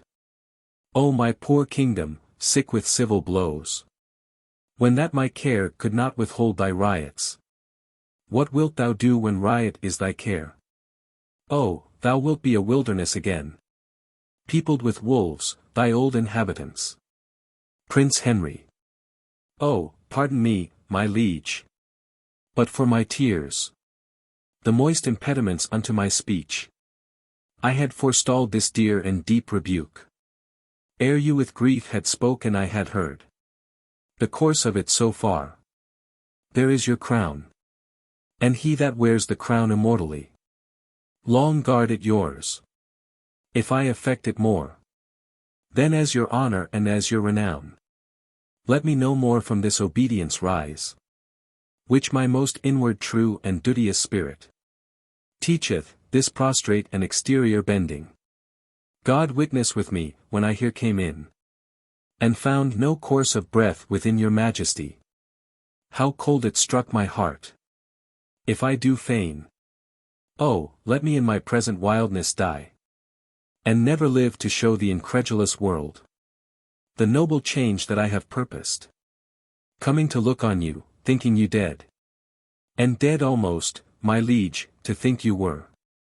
I spake unto this crown as having sense, and thus upbraided it, the care on thee depending hath fed upon the body of my father. Therefore, thou best of gold art worst of gold. Other, less fine in carat, is more precious, preserving life in medicine potable. But thou, most fine, most honoured, most renowned, hast eat thy bearer up. Thus, my most royal liege, accusing it, I put it on my head, to try with it, as with an enemy, that had before my face murdered my father. The quarrel of a true inheritor. But if it did infect my blood with joy, or swell my thoughts to any strain of pride, if any rebel or vain spirit of mine did with the least affection of a welcome give entertainment to the might of it, let God for ever keep it from my head, and make me as the poorest vassal is, that doth with awe and terror kneel to it. King Henry the Fourth. O my son!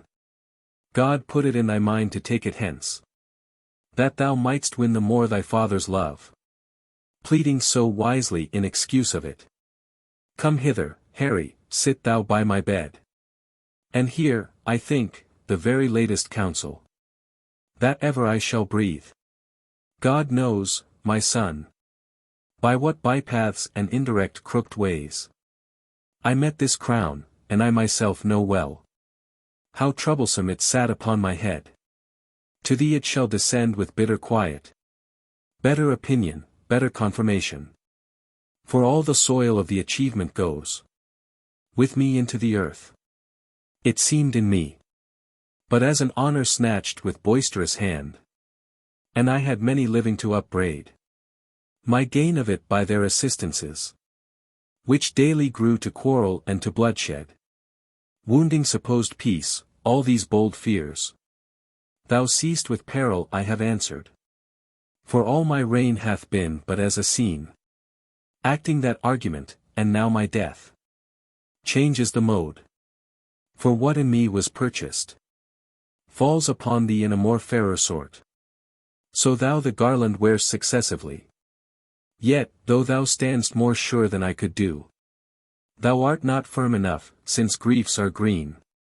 And all my friends, which thou must make thy friends, have but their stings and teeth newly ta'en out, by whose fell working I was first advanced, and by whose power I well might lodge a fear, to be again displaced, which to avoid, I cut them off, and had a purpose now, to lead out many to the Holy Land, lest rest and lying still might make them look too near unto my state. Therefore, my Harry, be it thy course to busy giddy minds with foreign quarrels, that action, hence borne out, may waste the memory of the former days. More would I, but my lungs are wasted so, that strength of speech is utterly denied me. How I came by the crown, O God forgive, and grant it may with thee in true peace live. Prince Henry, my gracious liege, you won it, wore it, kept it, gave it me. Then plain and right must my possession be, which I with more than with a common pain, gainst all the world will rightfully maintain. Enter Lord John of Lancaster. King Henry IV. Look, look, here comes my John of Lancaster. Lancaster. Health, peace, and happiness to my royal father. King Henry IV. Thou bringst me happiness and peace, son John. But health, alack, with youthful wings is flown from this bare withered trunk, upon thy sight. My worldly business makes a period. Where is my Lord of Warwick? Prince Henry. My Lord of Warwick. Enter Warwick, and others. King Henry IV. Doth any name particular belong unto the lodging where I first did swoon? Warwick. 'Tis called Jerusalem, my noble lord. King Henry IV. Laud be to God. Even there my life must end. It hath been prophesied to me many years, I should not die but in Jerusalem, which vainly I suppose the Holy Land. But bear me to that chamber, there I'll lie. In that Jerusalem shall Harry die. Exeunt. Act 5. Scene 1. Gloucestershire. Shallow's house. Enter Shallow, Falstaff, Bardolph, and Page. Shallow. By cock and pie, sir, you shall not away tonight. What, Davy, I say. Falstaff. You must excuse me, Master Robert Shallow. Shallow. I will not excuse you, you shall not be excused. Excuses shall not be admitted, there is no excuse. Shall serve, you shall not be excused. Why, Davy. Enter Davy. Davy. Here, sir. Shallow. Davy, Davy, Davy, Davy, let me see, Davy. Let me see, Davy, let me see, Mary, William Cook. Bid him come hither. Sir John, you shall not be excused. Davy. Mary, sir, thus, those precepts cannot be served. And, again, sir, shall we sow the headland with wheat? Shallow. With red wheat, Davy. But for William Cook, are there no young pigeons? Davy. Yes, sir. Here is now the smith's note for shoeing. And plough irons. Shallow. Let it be cast and paid. Sir John, you shall not be excused. Davy. Now, sir, a new link to the bucket must need be had, and, sir, do you mean to stop any of William's wages, about the sack he lost the other day at Hinckley Fair? Shallow. Shall answer it. Some pigeons, Davy, a couple of short-legged hens, a joint of mutton, and any pretty little tiny kickshaws, tell William Cook. Davy. Doth the man of war stay all night, sir? Shallow. Davy. I will use him well, a friend I the Court is better than a penny in purse. Use his men. Well, Davy, for they are arrant knaves, and will backbite. Davy. No worse than they are backbitten, sir, for they have marvellous foul linen. Shallow. Well conceited, Davy, about thy business, Davy. Davy. I beseech you, sir, to countenance William Visor of one caught against Clement Perks of the Hill. Shallow. There is many complaints, Davy, against that Visor. That Visor is an arrant knave, on my knowledge. Davy. I grant your worship that he is a knave, sir.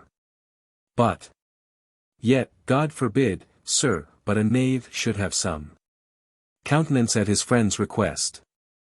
An honest man, sir, is able to speak for himself, when a knave is not. I have served your worship truly, sir, this 8 years. And if I cannot once or twice in a quarter bear out a knave against an honest man, I have but a very little credit with your worship. The knave is mine honest friend, sir, therefore, I beseech your worship, let him be countenanced. Shallow. Go to. I say he shall have no wrong. Look about, Davy. Exit Davy. Where are you, Sir John? Come, come, come, off. With your boots. Give me your hand, Master Bardolph. Bardolph. I am glad to see your worship. Shallow. I thank thee with all my heart, kind Master Bardolph, and welcome, my tall fellow. To the page. Come, Sir John. Falstaff. I'll follow you, good Master Robert Shallow. Exit Shallow. Bardolph, look to our horses. Exeunt Bardolph and page. If I were sawed into quantities, I should make 4 dozen of such bearded hermit staves as master. Shallow. It is a wonderful thing to see the semblable coherence of his men's spirits and his. They, by observing of him, do bear themselves like foolish justices. He, by conversing with them, is turned into a justice-like serving man, their spirits are so married in conjunction with the participation of society that they flock together in consent, like so many wild geese. If I had a suit to Master Shallow, I would humor his men with the imputation of being near their master, if to his men, I would curry with Master Shallow that no man could better command his servants. It is certain that either wise bearing or ignorant carriage is caught, as men take diseases, one of another. Therefore let men take heed of their company. I will devise matter enough out of this Shallow to keep Prince Harry in continual laughter the wearing out of 6 fashions, which is 4 terms, or 2 actions, and it shall laugh without intervallums. Oh! It is much that a lie with a slight oath and a jest with a sad brow will do with a fellow that never had the ache in his shoulders. Oh, you shall see him laugh till his face be like a wet cloak ill laid up. Shallow. Within, Sir John. Falstaff. I come, Master Shallow, I come, Master Shallow. Exit. Scene 2. Westminster. The Palace. Enter Warwick and the Lord Chief Justice, meeting. Warwick. How now, my Lord Chief Justice? Whither away? Lord Chief Justice, how doth the King? Warwick. Exceeding well, his cares are now all ended. Lord Chief Justice, I hope, not dead. Warwick. He's walked the way of nature. And to our purposes he lives no more. Lord Chief Justice, I would his Majesty had called me with him. The service that I truly did his life hath left me open to all injuries. Warwick. Indeed I think the young king loves you not. Lord Chief Justice, I know he doth not, and do arm myself. To welcome the condition of the time, which cannot look more hideously upon me than I have drawn it in my fantasy. Enter Lancaster, Clarence, Gloucester, Westmoreland, and others. Warwick. Here come the heavy issue of dead Harry. Oh, that the living Harry had the temper of him, the worst of these three gentlemen. How many nobles then should hold their places? That must strike sail to spirits of vile sort. Lord Chief Justice, O God, I fear all will be overturned. Lancaster. Good morrow, cousin Warwick, good morrow. Gloucester Clarence. Good morrow, cousin. Lancaster. We meet like men that had forgot to speak. Warwick. We do remember, but our argument is all too heavy to admit much talk. Lancaster. Well, peace be with him that hath made us heavy. Lord Chief Justice, peace be with us, lest we be heavier. Gloucester. Oh, good my lord, you have lost a friend indeed. And I dare swear you borrow not that face of seeming sorrow, it is sure your own. Lancaster. Though no man be assured what grace to find, you stand in coldest expectation. I am the sorrier, would 'twere otherwise. Clarence. Well, you must now speak Sir John Falstaff fair, which swims against your stream of quality. Lord Chief Justice, sweet princes, what I did in honor, led by the impartial conduct of my soul. And never shall you see that I will beg a ragged and forestalled remission. If truth and upright innocency fail me, I'll to the king my master that is dead, and tell him who hath sent me after him. Warwick. Here comes the prince. Enter King Henry V, attended. Lord Chief Justice, good morrow, and God save your majesty. King Henry V. This new and gorgeous garment, majesty, sits not so easy on me as you think. Brothers, you mix your sadness with some fear. This is the English, not the Turkish court. Not Amurath and Amurath succeeds, but Harry. Yet be sad, good brothers. For, by my faith, it very well becomes you. Sorrow so royally in you appears, that I will deeply put the fashion on, and wear it in my heart. Why then, be sad, but entertain no more of it, good brothers, than a joint burden laid upon us all. For me, by heaven, I bid you be assured, I'll be your father and your brother too. Let me but bear your love, I'll bear your cares. Yet weep that Harry's dead, and so will I. But Harry lives, that shall convert those tears by number into hours of happiness. Princes. We hope no other from your majesty. King Henry V. You all look strangely on me, and you most. You are, I think, assured I love you not. Lord Chief Justice, I am assured, if I be measured rightly, your majesty hath no just cause to hate me. King Henry V. No. How might a prince of my great hopes forget so great indignities you laid upon me? What? Rate, rebuke, and roughly send to prison the immediate heir of England. Was this easy? May this be washed in Lethe, and forgotten. Lord Chief Justice, I then did use the person of your father. The image of his power lay then in me, and in the administration of his law, whiles I was busy for the Commonwealth. Your Highness pleased to forget my place, the majesty and power of law and justice, the image of the king whom I presented, and struck me in my very seat of judgment, whereon, as an offender to your father, I gave bold way to my authority, and did commit you.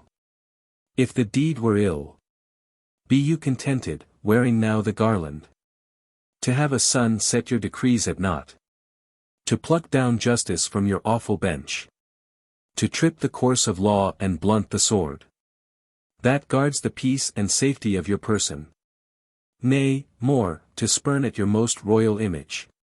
And mock your workings in a second body. Question your royal thoughts, make the case yours. Be now the father and propose a son. Hear your own dignity so much profaned. See your most dreadful laws so loosely slighted. Behold yourself so by a son disdained. And then imagine me taking your part. And in your power soft silencing your son. After this cold considerance, sentence me. And, as you are a king, speak in your state. What I have done that misbecame my place. My person, or my liege's sovereignty. King Henry V. You are right, justice, and you weigh this well. Therefore still bear the balance and the sword. And I do wish your honors may increase. Till you do live to see a son of mine. Offend you and obey you, as I did. So shall I live to speak my father's words. Happy am I, that have a man so bold. That dares do justice on my proper son. And not less happy, having such a son. That would deliver up his greatness so. Into the hands of justice. You did commit me. For which, I do commit into your hand. The unstained sword that you have used to bear. With this remembrance, that you use the same. With the like bold, just and impartial spirit. As you have done, gainst me. There is my hand. You shall be as a father to my youth. My voice shall sound as you do prompt mine ear. And I will stoop and humble my intents. To your well-practiced wise directions. And, princes all, believe me, I beseech you. My father is gone wild into his grave. For in his tomb lie my affections. And with his spirit sadly I survive. To mock the expectation of the world. To frustrate prophecies and to raise out. Rotten opinion, who hath writ me down. After my seeming. The tide of blood in me. Hath proudly flowed in vanity till now. Now doth it turn and ebb back to the sea. Where it shall mingle with the state of floods. And flow henceforth in formal majesty. Now call we our high court of parliament. And let us choose such limbs of noble counsel. That the great body of our state may go. In equal rank with the best governed nation. That war, or peace, or both at once, may be. As things acquainted and familiar to us. In which you, Father, shall have foremost hand.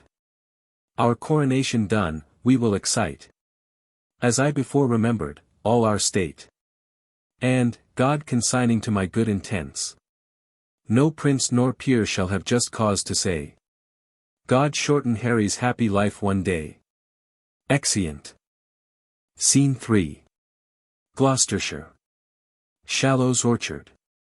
Enter Falstaff, Shallow, Silence, Davy, Bardolph, and the page. Shallow. Nay, you shall see my orchard, where, in an arbour. We will eat a last year's pippin of my own graffing. With a dish of caraways, and so forth, come. Cousin Silence, and then to bed. Falstaff. For God, you have here a goodly dwelling and a rich. Shallow. Baron, baron, baron, beggars all, beggars all. Sir John, Mary, good air. Spread, Davy, spread. Davy, well said, Davy. Falstaff. This Davy serves you for good uses. He is your serving man and your husband. Shallow. A good varlet, a good varlet, a very good varlet. Sir John, by the mass, I have drunk too much sack. At supper, a good varlet. Now sit down, now sit. Down, come, cousin. Silence. Ah, sirrah. Quoth they, we shall do nothing but eat, and make good cheer. Singing. And praise God for the merry year. When flesh is cheap and females dear. And lusty lads roam here and there. So merrily. And ever among so merrily. Falstaff. There's a merry heart. Good Master Silence, I'll give you a health for that anon. Shallow. Give Master Bardolph some wine, Davy. Davy. Sweet sir, sit, I'll be with you anon. Most sweet. Sir, sit. Master Page, good Master Page, sit. Proface. What you want in meat, we'll have in drink. But you must bear, the heart's all. Exit. Shallow. Be merry, Master Bardolph, and, my little soldier. There, be merry. Silence. Be merry, my wife has all. Singing. For women are shrews, both short and tall. 'Tis merry in hall when beards wag all. And welcome merry Shrewtide. Be merry, be merry. Falstaff. I did not think Master Silence had been a man of this metal. Silence. Who, I have been merry twice and once ere now. Re-enter Davy. Davy. There's a dish of leather coats for you. To Bardolph. Shallow. Davy. Davy. Your worship. I'll be with you straight. To Bardolph. A cup of wine, sir. Silence. A cup of wine that's brisk and fine. Singing. And drink unto the leman mine. And a merry heart lives long a. Falstaff. Well said, Master Silence. Silence. And we shall be merry, now comes in the sweet the night. Falstaff. Health and long life to you, Master Silence. Silence. Fill the cup, and let it come. Singing. I'll pledge you a mile to the bottom. Shallow. Honest Bardolph, welcome, if thou wantest any thing, and wilt not call, beshrew thy heart. Welcome, my little tiny thief. To the page. And welcome indeed too. I'll drink to Master Bardolph, and to all the cavalieros about London. Davy. I hope to see London once ere I die. Bardolph. And I might see you there, Davy. Shallow. By the mass, you'll crack a quart together, ha. Will you not, Master Bardolph? Bardolph. Yea, sir, in a pottle pot. Shallow. By God's liggins, I thank thee, the knave will stick by thee, I can assure thee that. Will not. Out, he is true bred. Bardolph. And I'll stick by him, sir. Shallow. Why, there spoke a king. Lack nothing, be merry. Knocking within. Look who's at door there, ho. Who knocks? Exit Davy. Falstaff. Why, now you have done me right. To Silence, seeing him take off a bumper. Silence. Singing. Do me right. And dub me knight, Samingo. Is't not so? Falstaff. 'Tis so. Silence. Is't so? Why then, say an old man can do somewhat. Re-enter Davy. Davy. An't please your worship, there's one pistol come from the court with news. Falstaff. From the court. Let him come in. Enter Pistol. How now, Pistol? Pistol. Sir John, God save you. Falstaff. What wind blew you hither, Pistol? Pistol. Not the ill wind which blows no man to good. Sweet Knight, thou art now one of the greatest men in this realm. Silence. By Our Lady, I think it be, but Goodman Puff of Barson. Pistol. Puff. Puff in thy teeth, most recreant coward base. Sir John, I am thy pistol and thy friend. And helter-skelter have I rode to thee. And tidings do I bring and lucky joys. And golden times and happy news of price. Falstaff. I pray thee now, deliver them like a man of this world. Pistol. A fautre for the world and worldlings base. I speak of Africa and golden joys. Falstaff. O base Assyrian knight, what is thy news? Let King Cophetua know the truth thereof. Silence. And Robin Hood, Scarlet, and John. Singing. Pistol. Shall dunghill curs confront the Helicons? And shall good news be baffled? Then, Pistol, lay thy head in Fury's lap. Silence. Honest gentlemen, I know not your breeding. Pistol. Why then, lament therefore? Shallow. Give me pardon, sir, if, sir, you come with news. From the court, I take it there's but two ways. Either to utter them, or to conceal them. I am, sir, under the king, in some authority. Pistol. Under which king, Bisonian? Speak, or die. Shallow. Under King Harry. Pistol. Harry the fourth. Or fifth. Shallow. Harry the fourth. Pistol. A fautre for thine office. Sir John, thy tender lambkin now is king. Harry the fifth's the man. I speak the truth. When Pistol lies, do this. And fig me, like the bragging Spaniard. Falstaff. What, is the old king dead? Pistol. As nail and door, the things I speak are just. Falstaff. Away, Bardolph. Saddle my horse. Master Robert. Shallow, choose what office thou wilt in the land. 'Tis thine. Pistol, I will double charge thee with dignities. Bardolph. O joyful day! I would not take a knighthood for my fortune. Pistol. What? I do bring good news. Falstaff. Carry Master Silence to bed. Master Shallow, my Lord Shallow, be what thou wilt, I am Fortune's. Steward, get on thy boots, we'll ride all night.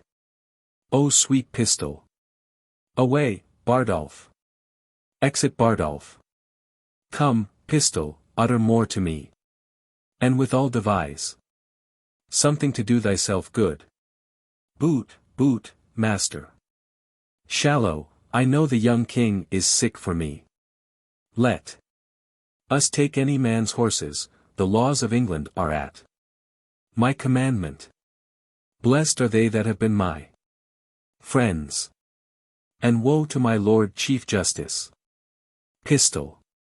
Let vultures vile seize on his lungs also.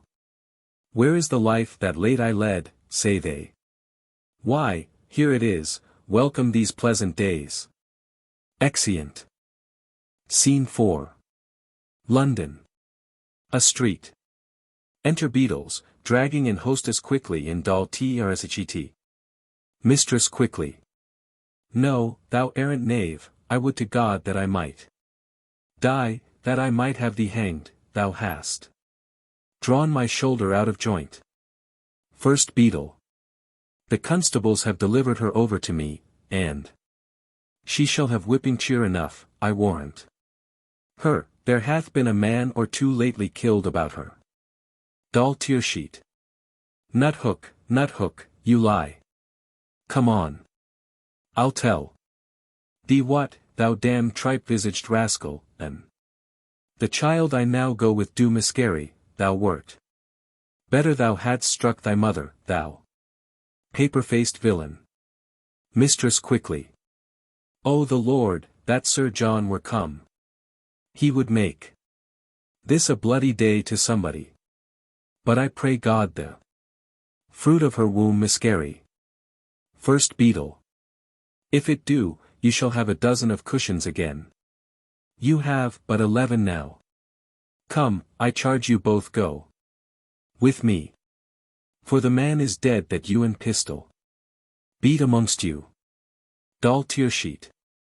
I'll tell you what, you thin man in a censer, I Will have you as soundly swinged for this, you blue bottle rogue, you filthy famished correctioner. If you be not swinged, I'll forswear half-kirtles. First Beadle. Come, come, ye she knight-errant, come. Mistress quickly. O God, that right should thus overcome might. Well, of sufferance comes ease. Dull tear-sheet. Come, you rogue, come, bring me to a justice. Mistress quickly. Ay, come, you starved bloodhound. Dull tear-sheet. Goodman death, goodman bones. Mistress quickly. Thou atomy, thou. Dull tear-sheet. Come, you thin thing, come you rascal. First Beadle. Very well. Exeunt. Scene 5. A public place near Westminster Abbey. Enter two grooms, strewing rushes. First groom. More rushes, more rushes. Second groom. The trumpets have sounded twice. First groom. 'Twill be 2 o'clock ere they come from the coronation, dispatch, dispatch. Exeunt. Enter Falstaff, Shallow, Pistol, Bardolph, and Page. Falstaff. Stand here by me, Master Robert Shallow. I will make the king do you grace, I will leer upon him as comes by, and do but mark the countenance that he will give me. Pistol. God bless thy lungs, good night. Falstaff. Come here, Pistol, stand behind me. Oh, if I had had time to have made new liveries, I would have bestowed the £1,000 I borrowed of you. But 'tis no matter, this poor show doth better, this doth infer the zeal I had to see him. Shallow. It doth so. Falstaff. It shows my earnestness of affection. Shallow. It doth so. Falstaff. My devotion. Shallow. It doth, it doth, it doth. Falstaff. As it were, to ride day and night. And not to deliberate, not to remember, not to have patience. To shift me. Shallow. It is best, certain. Falstaff. But to stand stained with travel, and sweating with desire to see him. Thinking of nothing else. Putting all affairs else in oblivion, as if there were nothing else to be done but to see him. Pistol. 'Tis semper idem, for obsc hoc nihil est. 'Tis all in every part. Shallow.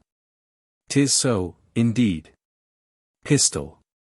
My knight, I will inflame thy noble liver. And make thee rage. Thy doll, and Helen of thy noble thoughts, is in base durance and contagious prison.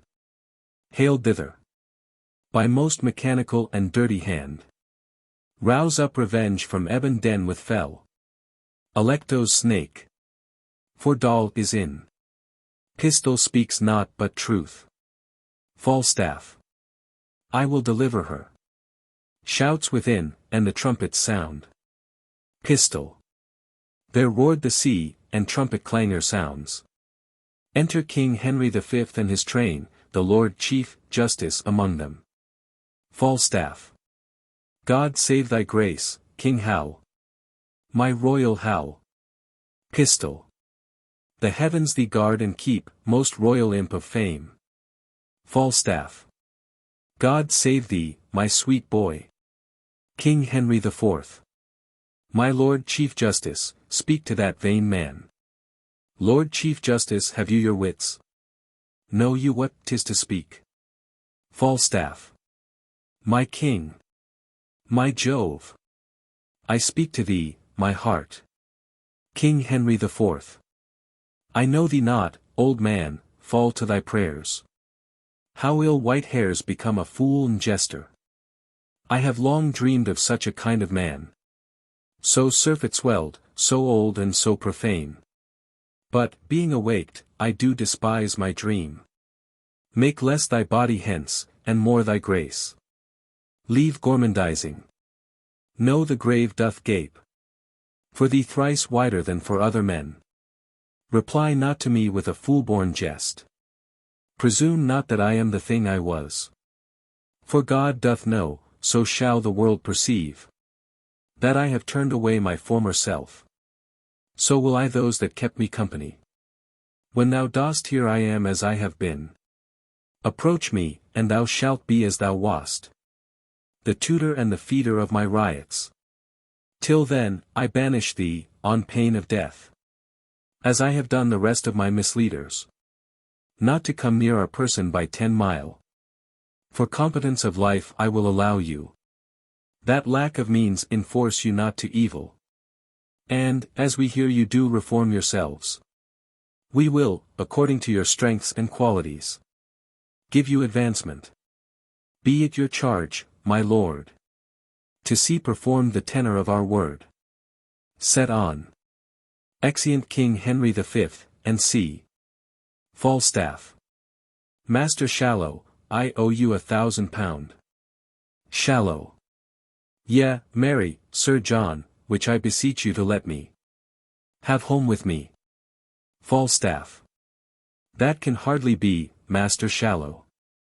Do not you grieve at this, I shall be sent for in private to him. Look you, he must seem thus to the world. Fear not your advancements, I will be the man yet. That shall make you great. Shallow. I cannot well perceive how, unless you should give me your doublet and stuff me out with straw. I beseech you, good Sir John, let me have 500 of my 1,000. Falstaff. Sir, I will be as good as my word, this that you heard was but a colour. Shallow. A colour that I fear you will die in, Sir John. Falstaff. Fear no colours, go with me to dinner, come. Lieutenant Pistol. Come, Bardolph, I shall be sent for soon at night. Re-enter Prince John of Lancaster, the Lord Chief Justice, officers with them. Lord Chief Justice go, carry Sir John Falstaff to the Fleet. Take all his company along with him. Falstaff. My lord, my lord. Lord Chief Justice, I cannot now speak, I will hear you soon. Take them away. Pistol. See fortune me tormenta, spiro contenta. Exeunt all but Prince John and the Lord Chief Justice. Lancaster. I like this fair proceeding of the king's. He hath intent his wonted followers. Shall all be very well provided for. But all are banished till their conversations appear more wise and modest to the world. Lord Chief Justice, and so they are. Lancaster. The king hath called his parliament, my lord. Lord Chief Justice he hath. Lancaster. I will lay odds that, ere this year expire, we bear our civil swords and native fire. As far as France, I beard a bird so sing, whose music, to my thinking, pleased the king. Come, will you hence? Exeunt. Epilogue. Spoken by a dancer. First my fear, then my courtesy, last my speech. My fear is, your displeasure, my courtesy, my duty. And my speech, to beg your pardons. If you look for a good speech now, you undo me, for what I have to say is of mine own making, and what indeed I should say will, I doubt, prove mine own marring. But to the purpose, and so to the venture. Be it known to you, as it is very well, I was lately here, in the end of a displeasing play, to pray your patience for it and to promise you a better. I meant indeed to pay you with this, which, if like an ill venture it come unluckily home, I break, and you, my gentle creditors, lose. Here I promised you I would be, and here I commit my body to your mercies. Bate me some and I will pay you some, and, as most debtors do, promise you infinitely. If my tongue cannot entreat you to acquit me, will you command me to use my legs? And yet that were but light payment, to dance out of your debt. But a good conscience will make any possible satisfaction. And so would I. All the gentlewomen here have forgiven me. If the gentlemen will not, then the gentlemen do not agree with the gentlewomen, which was never seen before in such an assembly. One word more, I beseech you. If you be not too much cloyed with fat meat, our humble author will continue the story, with Sir John in it, and make you merry with fair Catherine of France, where, for anything I know, Falstaff shall die of a sweat. Unless already be killed with your hard opinions. For Oldcastle died a martyr, and this is not the man. My tongue is weary, when my legs are too. I will bid you good night, and so kneel down before you, but, indeed, to pray for the Queen.